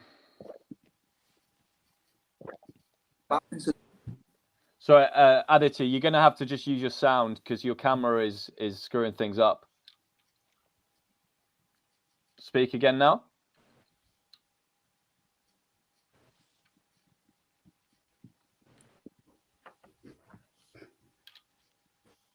No, I'm going to have to boot you for the moment, Aditya. Come back in when you can. Yeah, it's what I find is that they would say this in Western countries. So it'd be like, oh, you haven't got enough of X race in your lineup. And they're saying this in countries, only in majority white countries. I have never seen one comment for like a vegan festival happening in India or something like that saying, you have too many brown people in your lineup. Please diversify the lineup, right? Have you guys noticed that? It's only in white majority countries that they're saying this. Yeah. Because you can't be racist to white people. There you go. I just want to like state the elephant in the room. Like, this can't be great for like the average white person's self-esteem, whether in animal rights or outside animal rights. And we all know that white people have a higher, statistically, the last time I looked anyway, higher leniency towards serious depression. You know, especially white males are more likely to commit suicide than most other demographics. Like, I don't think our culture is facilitating or helping white people in meaningful ways anymore, from what I've seen anyways. They might be the most privileged with the most, like, in terms of like the distribution of wealth and the billionaires in the world, but that's a very small group of people. You know, if we're looking at the average, give me some of that person. fucking Bill Gates. Give me that shit, bro. Yeah, but that's like, you know, the elite of like the top 1% of people in the world. Yeah. That's like a whole different story. But when we're talking about the average person today, like the average white person's life, I'm not convinced is better than mine, especially if they're a white male. Do you know the hilarious contradiction they do here? Maybe it's not actually hilarious. It's actually pretty depressing. So they say stuff like, the reason the white male suicide rate is so high is because of toxic masculinity, and white males feel that they can't talk about their feelings because of toxic masculinity in white male spaces. And then the minute a white male says anything about like, oh, this is bad, it's happening to me, they just go, white male tears. Yeah. White fragility. White fragility. That's another fucking one. Right. Like, it's funny, but I actually genuinely think there's a lot of hatred growing towards, well, not growing, it's there towards white people these days. There's not an exaggeration. I think it's a real thing. And like freedom of speech issues, like most white people don't feel comfortable speaking out on very important, controversial issues unless they have a big platform, you know? Yes. Do each of you feel that you can speak out more easily against woke culture and stuff because you're not white males, or do you think that it impacts you in the same way it would me when I'm speaking out against it? No fucking way. I don't know how much feels, I don't feel it. No, I definitely, I feel like I have privilege. I have a privilege and that's why I kind of feel like I have a little bit of a moral obligation to speak up because my voice kind of matters more, you know? So yeah, definitely. What I see more of is like white people like clamoring to me and being like, "Thank you so much for standing up for us." It's like, stand up for yourselves, Poindexters. This is why like you guys are getting pushed over and stuff. It's kind of annoying as well, like on the white demographics part. Like, they need to start being more outspoken, like yourself and people like them. Not to mention him again, but yeah. We need to grow a fucking backbone for sure. Like, I feel like I'm one of the only cis white males in the animal rights movement who's actually like standing up for myself and saying, hey, it's not okay that you said that. Yeah, it's like, it's not okay that you made this opinion about me because of my skin color and gender. Like, that's not cool. So many cis white males in the animal rights movement would rather just like conform and just be like, yes, I'm so sorry. I'm so sorry. Oh, frankly, it's embarrassing, you know, like, as much as I feel sorry for the current situation and like what white people are experiencing, it's kind of frustrating to watch them just be silent, especially because we're seeing it happen on social media and online, but also just when I'm within a group of people, like, they're all kind of pushovers now on political issues, important moral and political issues. Aditya, you said at the start of the stream, you said that you feel that you have more of an ability to speak up about these issues. Is that related to this, what we're talking about? Is that because you're not a cis white male, or is that because of a different reason?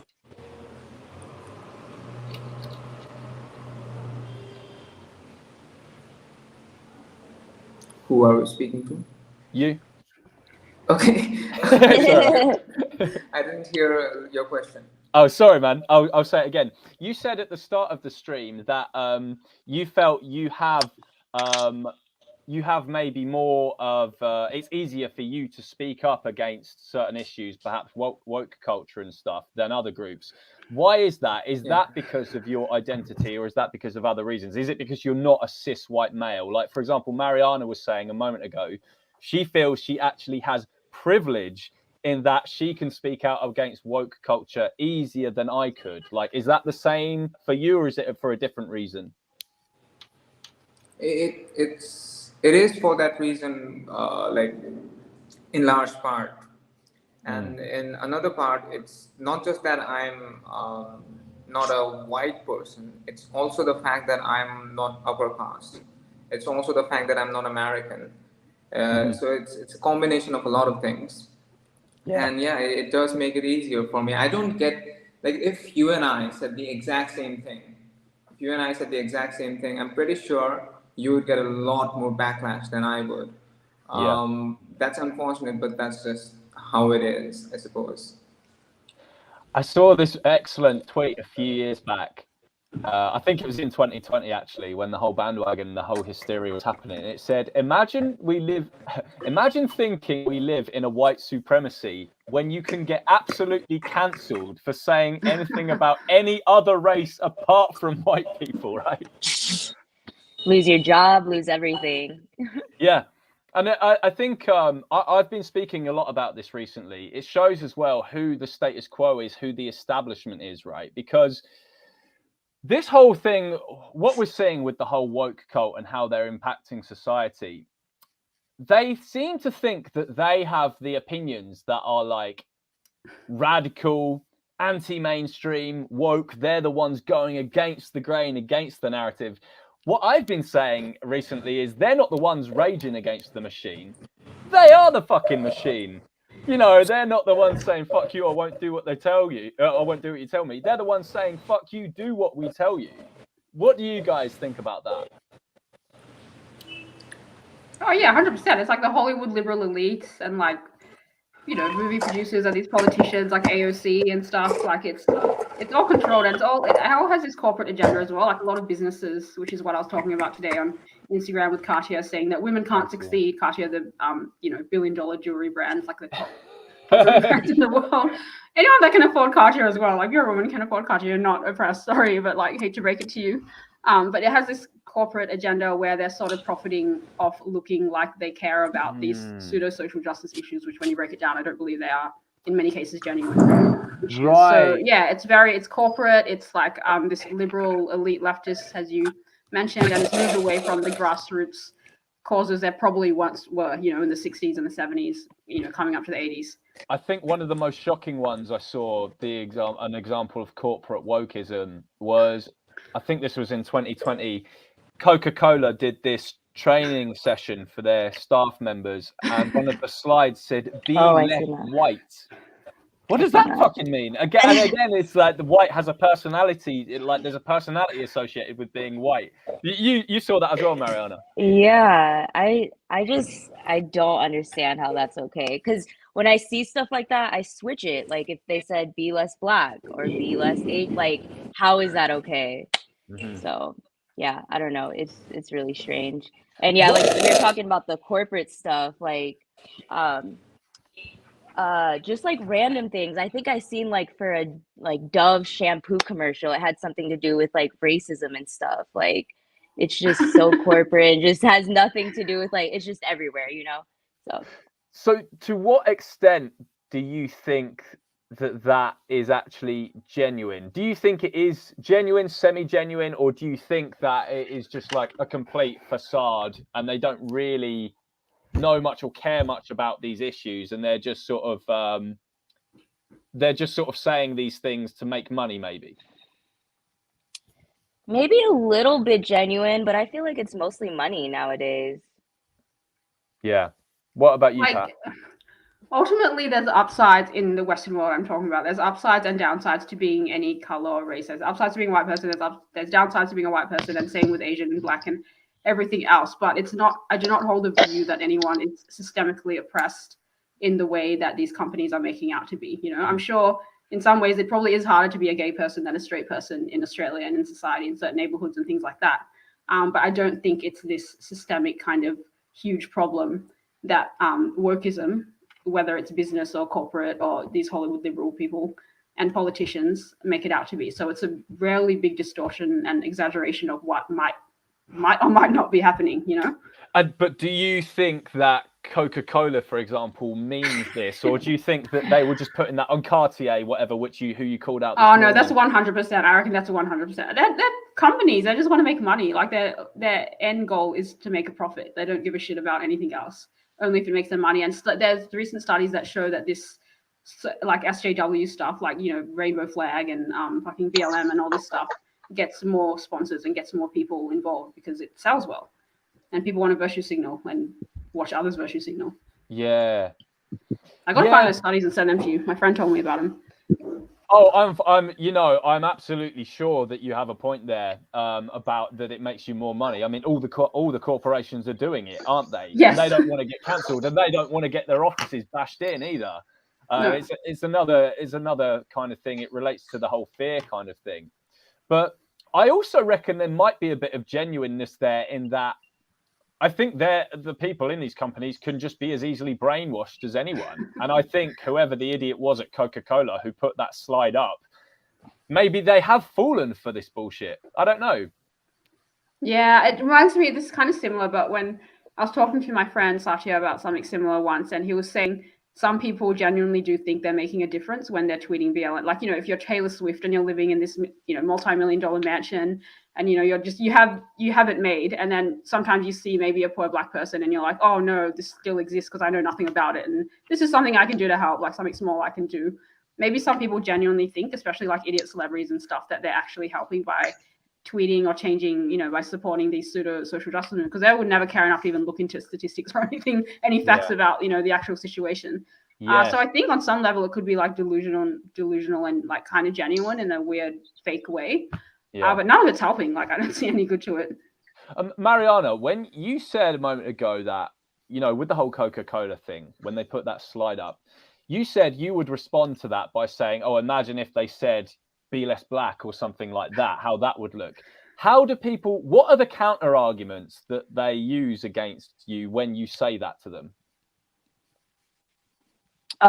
Just basically like it's different that like black people are oppressed here, and like that we do have it worse. And I just don't, obviously like racism exists. I never said it doesn't exist.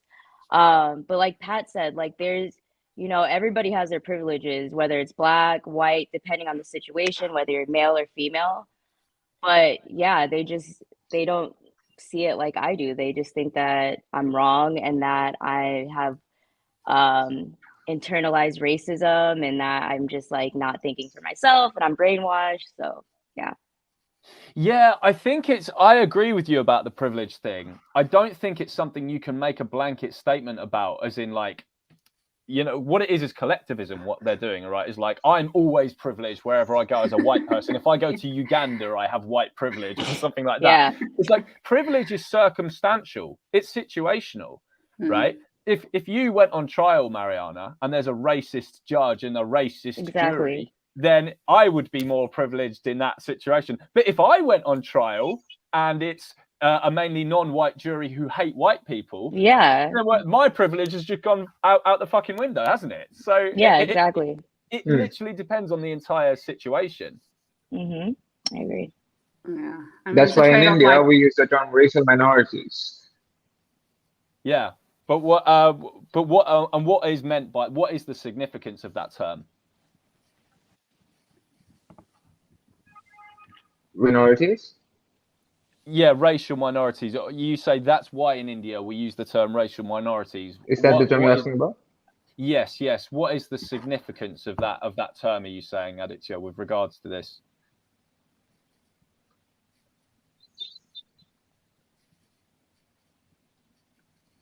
Can you hear us?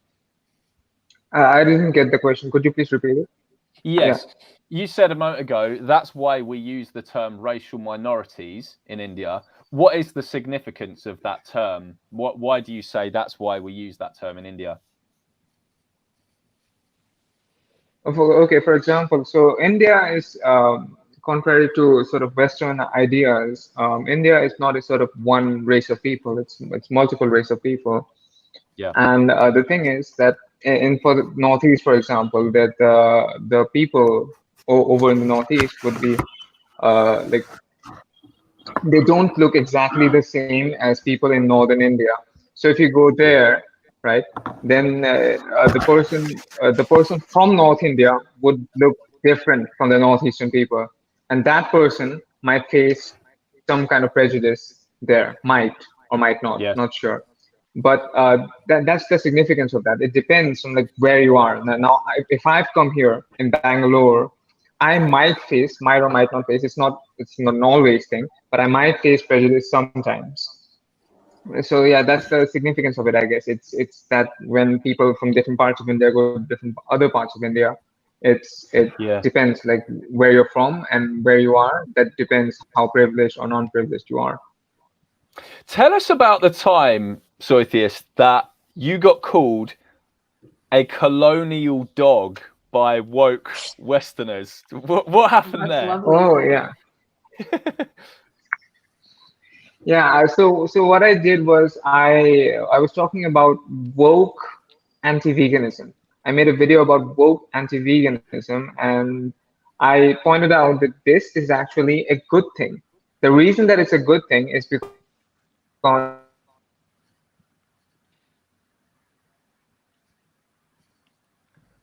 Oopsie. Right, gonna have to remove him again. Sorry, Aditya, maybe turn your camera off again. It's lagging really badly. We every can't hear sort of you. truth goes through stages as philosophy.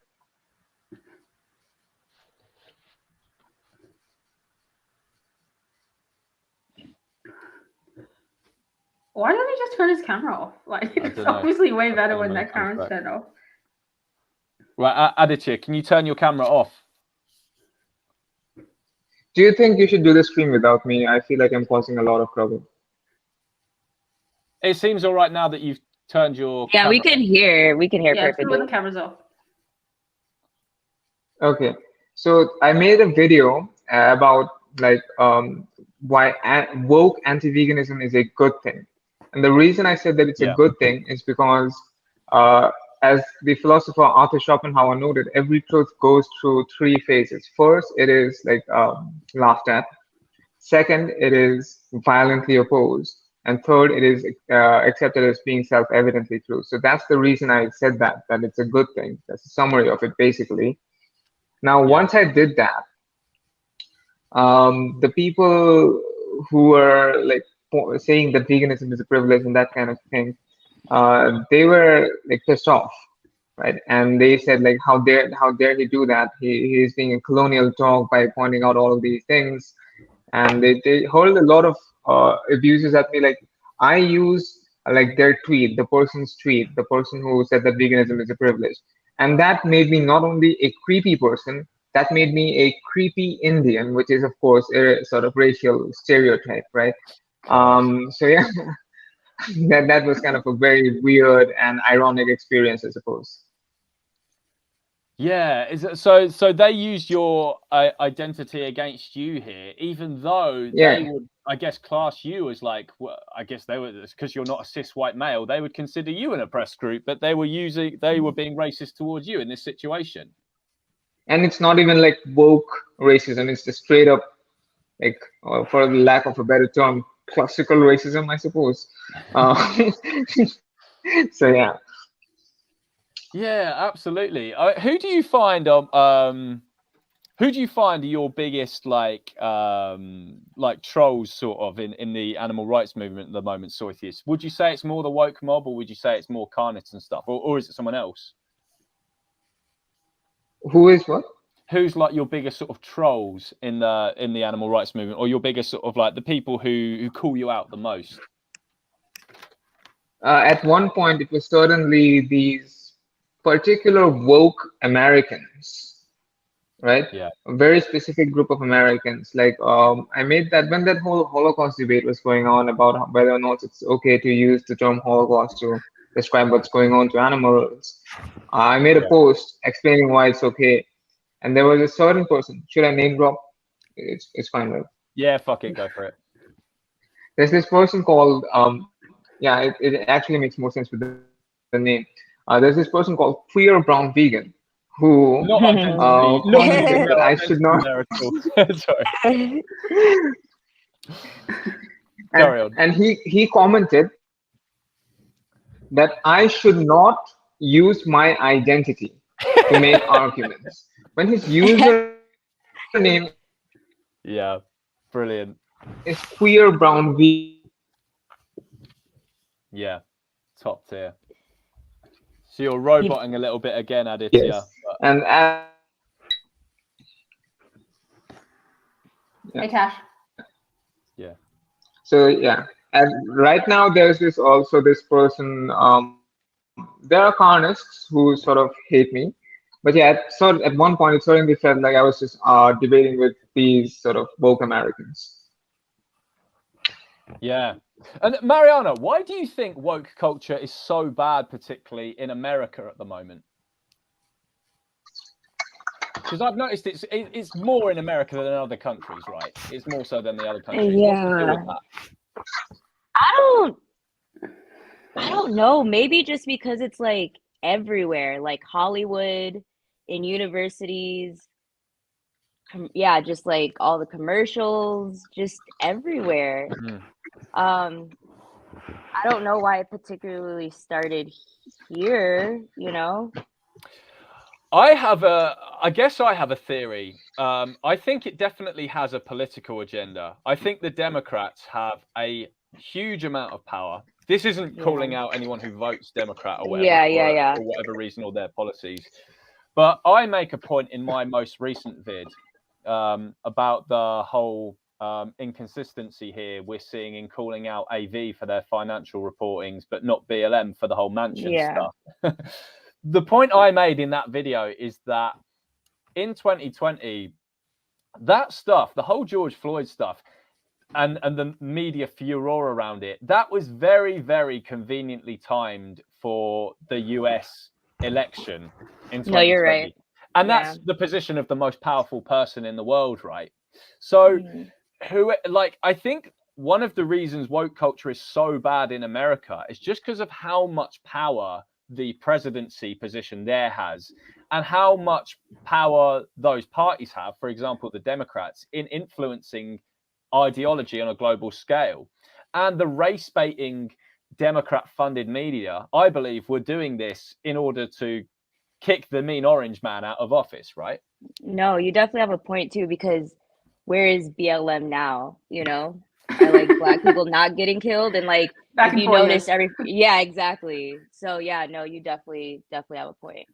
Yeah, like I'm sure a black guy would have died in Minnesota yesterday. Where's the riots? Where's the black squares? There's Mexicans still being held at the border in the US. Again, where is this talk about the concentration camps and all this? And it's bad right now. Yeah. Yeah, I mean, it's crazy that we're hearing all this stuff when the mean orange man was in office. And then when Biden comes to office, the furor over this stuff just magically disappears, even though literally nothing has changed. Yeah. Even though he's fucked it way badly than Trump. I could ever imagine. Go into one that thing fact. after the other, like Afghanistan, and then all the crap that's happening now. You know, not really taking a strong stand, the Ukraine thing. But anyway, I just wanted to what you were saying, just to build on that. I think culturally, America has always set the stage for the rest of the world since, you know, modern times, and it has, I think, typically been done through the Democratic Party, which a lot of like the Hollywood people kind of support as well. So I think that was a really good point you made about them being able to influence the masses on a global scale, because that's typically how they've done it, through media and through Hollywood films and things like that. It's just unfortunate that the ideology they've developed into supporting now is so destructive. That was one of the good things about Trump being in presidency. I think, I can't remember, it was Shapiro or someone made this point. He was the first like cultural kind of president of the conservatives that was able to kind of reach younger demographics. So yeah, that was just an interesting point that he made. Why is it that celebs virtue signal so much? What's that all about? I think And it's why kind of do what they you all have said. the It was same opinions? it's the relationship between the Democrats and like Hollywood producers and Hollywood in general, because most of them are connected, like funded or funding each other with the Democratic Party. Like a lot of them are liberals, and they'll like actively donate to liberal candidates and things like that. Wouldn't it make more sense with the money that the celebrities make that they were Republican and more sort of outwardly pro-capitalist? Or do you think that there's just this sense that they need to be super altruistic? And do you think it could be something to do with boosting their own careers and being like the corporate thing? It's like being seen in a good light by people. I think it's just how it's developed. Like conservatives are known for some things and liberals are known for some things. Like conservatives are known for like oil and coal and, you know, big business in the typical kind of way. But liberals in America are more so on the entertainment side of things, as in Hollywood and film and music. They're all leftists. Like I think Matthew McConaughey and Matt, the guy that plays on Friends, he played Joey, Matt LeBlanc. Those are like the only two kind of quasi-conservative actors that I know. Like everyone else tends to be like when BLM happened, it showed a lot then where every big celebrity just jumped on board. I think it's just developed that way because the right is known for certain things and the left in America is like funded by certain things. I don't know why the origins or whatever, but yeah. We've got about 15 or 20 minutes left, guys. So I guess for the last part of the stream, we'll try and keep it super vegan specific with regards to identity politics. Why do you guys think it is important that we keep identity politics out of veganism and animal rights? And why do you think it's important that more people speak up about it? Basically for the animals, because we're like, it's not anybody, like all different types of people exploit animals. And if we take the focus off that, you're not really able to hold certain people accountable, you know? And it just causes a lot of division, a lot. Mm-hmm. So I think if we all focus on, you know, the animals and what we really care about, it will just save so much problems. Yeah. What about you, Pat? What do you think? Yeah, everything Mariana just said about animals, but on top of that, I just think we should expose it because it's not true, a lot of it. Like just on the basic fact that a lot of the premises they make in identity politics isn't true and doesn't stand up under scrutiny. I don't want to repeat everything that we just said, but the very fact that it's causing destruction and silencing, you know, people, white people included, I don't think that's a good thing. And if they're spreading false and distorted narratives about social justice or pseudo-social justice outside animal rights, that just needs to be exposed just on principle. Yeah.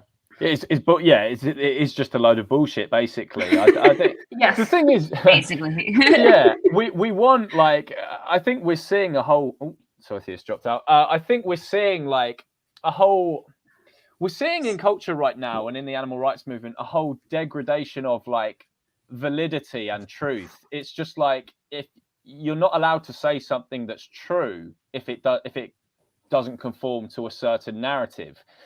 That is very significant when it comes to promoting animal rights advocacy, because we don't want to have a culture in the animal rights movement where it's like feelings are like more important than facts, right? We're seeing this feelings over facts culture, and for the animal rights movement to ever take off, we need for it to be factual, and we need to create a culture where we say things because they're the truth, not because people like what they're hearing. Because one of the key things for me about being vegan is telling people the things, not what they want to hear, but what they don't want to hear, right? That's one of the key parts of effective animal rights advocacy for me. And I think this whole identity politics stuff, it's kind of destroying that, what should be a beautiful principle. Yeah, we need all sorts of people in the movement, like liberals, conservatives, progressives, you know, like every single Trump supporters, Biden's, like, it doesn't really matter. We need all voices for animals because that's how we're going to reach the most people. And identity politics stops that from happening. Didn't you know that by having conservatives and Trump supporters at marches that you're attending, you would be unsafe? Oh, I'm so unsafe. I'm unsafe because I don't do politics ideology because it's corrupting society. It's really eroding like basic principles of like democracy as well, like free speech and individual rights, the right to be heard no matter what your skin color or gender is. Like it's bad on so many different levels outside animal Free rights. speech? Didn't you know that that's violence, Pat? Them's fighting words. Yeah, what do we make actually to those the idea that speech is violence, words are violence, and this kind of stuff? Mariana can go. Wait, can you say that again? Sorry, you kind of. What do you think, Mariana, to the idea that like speech is violence and words are violence? I just feel like a lot of words these days don't actually mean what they say they mean. So yeah, even like with racism and just all that stuff, it just doesn't, it's not really accurate, you know? And it's just, yeah, it's really problematic. It's another one of the hilarious contradictions. It's like silence is violence, and then when you speak, it's words are violence. Yeah. And it's hilarious because they're all ultimately empirical claims. Like, show me where the violence happened and link it back to the words. Like, they can't usually. If it is violence, it's like at Evergreen College where it was fucking started by them in the first place. So it's like. Yeah, exactly. Censorship of free speech causes more violence than free speech causes. Yeah. One example people actually, now one counter argument people use against me when I say that is, no, because look at Nazi Germany. What the Nazis did is they were allowed to say whatever they wanted and what happened, blah, blah, blah. And I said, no, but the key part you're missing here is that fascism disallowed free speech. In Nazi Germany, if you spoke out against what the Nazis were doing, it'd be, nein, you're cancelled. You're not allowed to say whatever goes against what they're saying. So part of the Holocaust actually happening in the first place, it wasn't free speech. It was the fact that free speech was disallowed in Nazi Germany. The point is you couldn't contest what they said. Yeah, it wasn't just speech. It was like they had gas chambers. That's also a big difference from Nazi Germany to any other situation. Yeah, like, it's not very comparable. Mm-hmm. But absolutely, the fascist way of thinking, the censorship of free speech was ultimately as well what allowed it to happen. I feel that in countries where all these oppressions have happened, if the people were actually allowed to speak out and stuff against what was happening and change societal ideas over time, these things might not absolutely have happened. Yeah, that's why those countries like North Korea and what happened in Nazi Germany, I don't think they're legitimate states because it's not through the consent of governed people. It's tyranny. How has identity politics affected either of your activism for veganism? Sorry, my thing's kind of. The only way it's affected mine is that I have to spend time talking about it, but I don't censor anything I say or do. Like anything is the opposite. Yeah. For me, I just feel like I've just been kind of doing more things on my own than with groups, just because I don't know where people stand, and if I want to speak freely, then I can be canceled or they don't want me part of the group, which has actually happened. I've been told many times that I'm not part of the animal rights community anymore, or I'm not vegan, and I don't know, it just makes me want to do things. But it's funny because, like, okay, you don't want me to be part of your group, that's fine, but you guys cannot stop me from talking about animal rights or being vegan, So that's what I feel like, how it's kind of affected me. Tell us about that, Mariana. Who was saying that you're not vegan, and why was that? I can't remember like specifically, but just definitely like in comments and like DMs. But yeah, just because of my views on, like BLM or, even just like the feminism stuff. Yeah, they said that because I don't agree or align with these stuff, that I'm not welcome in the community. And yeah, I'm like, okay, like you're not gonna stop me from talking about animal rights or being vegan. Like that literally makes no sense. But yeah, I've been told that I'm not welcome, or I'm not vegan, or I'm not allowed. So it's shocking. I'll tell you one of the stupidest things I saw. This was in 2020 again. Obviously, 2020 is such a significant year when it comes to this kind of stuff. Is that if you vote Trump, you're not vegan. And then one of the first fucking things Biden does as soon as he gets into office is he gives $1 billion to the meat industry. He gave them a $1 billion cash injection. None of the parties are vegan. They all support the animal holocaust. Where do these people get off thinking that if you vote in this way, that means you're not vegan? No idea. And it's so crazy to me because, like, don't we want as many vegans as we can? So why, like, do we think that we're all gonna think alike and have same views outside of like veganism? So that was very strange to me. I was always Because- arguing with people about that. Because it creates an unsafe space, Mariana. Yeah, I guess so. Oh god. Is it kind of similar in Australia with that in the vegan scene, Pat, or is it like, are you seeing people like saying stuff like, you know, we can't have people with X views in vegan spaces and that kind of stuff? Oh, I know people that have been like banned from universities because they've shared a meme that someone somewhere thought was sexist in the organization. Literally, like a person was Memes are banned violence. from. Yeah. Yeah. There's a lot of we didn't really get to talk about this that much, but sensitivity around telling like Aboriginal people they have to support animal rights and be vegan because of their hunting rituals, and that's like a super sensitive issue you got to tiptoe around. I don't, but you know, most normal people probably do. So yeah, there's heaps of this stuff filtering through. It's like a diluted version of America. I feel like most Western countries are like at the moment, and they're slowly following in the way of how America is slowly turning out. So it's good that some people are trying to combat the nonsense. Yeah, it's like this term Indigenous as well. That has been a big thing recently. That seems to be the sort of carnist argument du jour at the moment, is that you're harming Indigenous people because of their history and blah blah blah and their hunting traditions and stuff by promoting veganism and stuff like that. But again, I did a post on this recently, and I talked about how this is just another one of those surprise, super US-centric terms that is the argument just sounds hilarious when used in most countries outside of the US. What these people don't realize is I'm an Indigenous person, right? And Indigenous simply just means your ancestry comes from the fucking land that you currently reside in.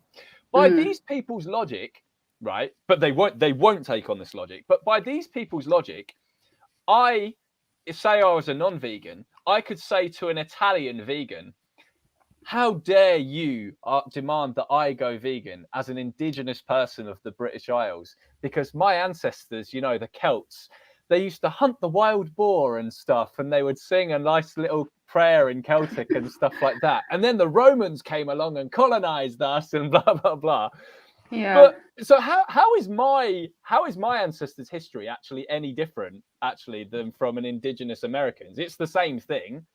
Loads of different groups came to the British Isles and colonized us. I say us, my ancestors. Why would my situation be any different? Why can't I use that victimhood narrative? And I'll tell you what, I cranked the trolling up a little notch. After that, I did that post, I actually changed my tagline on Instagram to Indigenous Animal Liberation. Triggered. No, that's a perfectly legitimate question, because some professor in the 80s somewhere said that only this group of people are actual Indigenous. Like, it has nothing to do with a textbook or objective definition.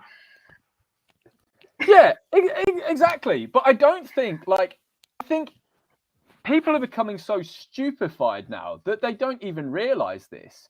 I think, if you were to go to your local college campus in America, Mariana, although you live in Texas, right, where maybe it's a little less, is it as woke? I don't know. I live in Austin, so yeah. Austin is very different from Texas. It's a bit more progressive kind of thing. Yeah.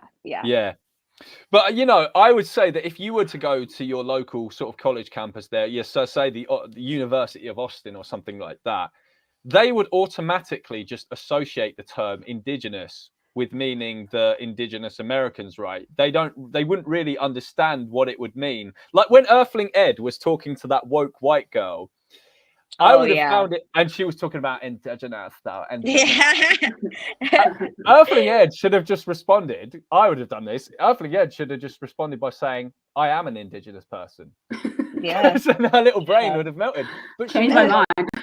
Yeah, she wouldn't have understood that concept, right? Because Ed is white, so she wouldn't understand that he's Indigenous when he is. He's a white person who's grown up in the British Isles. Mm-hmm. George, you should Yeah. actually do that as a table talk. I'm an Indigenous person, change my mind, and then educate us. Honestly, I will help you. That is the first thing I'm going to do. If I ever go to America, I don't think it would work. If I did that in the UK, it wouldn't work. If I go to Australia or America, where obviously they tie Indigenous to mean like you can't talk to this person about veganism because they're like, the first thing I do when I go to Australia or America, I think I'm going to go You should. to a university campus and do that exact sign. Do it on like one of the public holidays that's dedicated to like. Oh God. Oh my God. Yeah. That'd be entertaining. That's entertaining. Yeah, that is certainly a word. Oh. Right, we're coming to the end of the stream. Do you guys have any final thoughts to make about woke culture? I'm sorry anyone watching that Aditya kept bopping in and out of the stream. His connection was terrible now today. He had a lot of power cuts and stuff where he is. But Mariana and Pat, you've been great guests. Do you have any sort of final things to add about sort of identity politics and how it impacts animal rights just before we duck out the stream? Just treat people as individuals with their own thoughts. You know, don't generalize people on their skin or their gender. Yeah, just the basic stuff we learned like when we were kids, you know? You mean we're not a collective group that all No. think the same depending on our biology? Yeah, no, not at all, right? Wow. Well, Yeah, it's Mariana, just you're simple. officially cancelled now. I'm sorry to anyone triggered by what Mariana just said there to end the stream. Pat, any final words from you? I think we covered everything quite thoroughly. My only thing to reinforce would just be to demographics who are being silenced, like white people and others, just speak up more, because you're letting this dangerous culture get worse, and it can only be stopped by things like what we're doing now, talking about it and combating it. And we really have no one to blame if we just let ourselves be walked over and in things like individual rights and free speech be eroded because not enough people are brave enough to stand up to it. It doesn't have to be anything big. Sometimes it's just being like, this is stupid. Can we not follow this narrative all the time? And yeah, that's basically it. And to the people that are promoting this stuff, it's stupid and destroying society. So yeah, absolutely, guys. It's definitely something that it's not just impacting the animal rights movement. We have to remember this is absolutely impacting wider society as well. And it's dangerous. We can't let it, it's like a cancer and it's spreading. We can't let identity politics and woke culture get a stronghold over the animal rights movement, because if it gets a stronghold over the animal rights movement, it spreads from within, it spreads outwards. So more people need to speak up. It doesn't matter what identity you are. Speak up about this dangerous narrative that we're seeing now in society. And we hope everyone watching that you took something valuable from that live stream. Thank you to my amazing guests, and we will see you all next time. Thanks, everybody. thanks, George. Thanks for hosting. It's been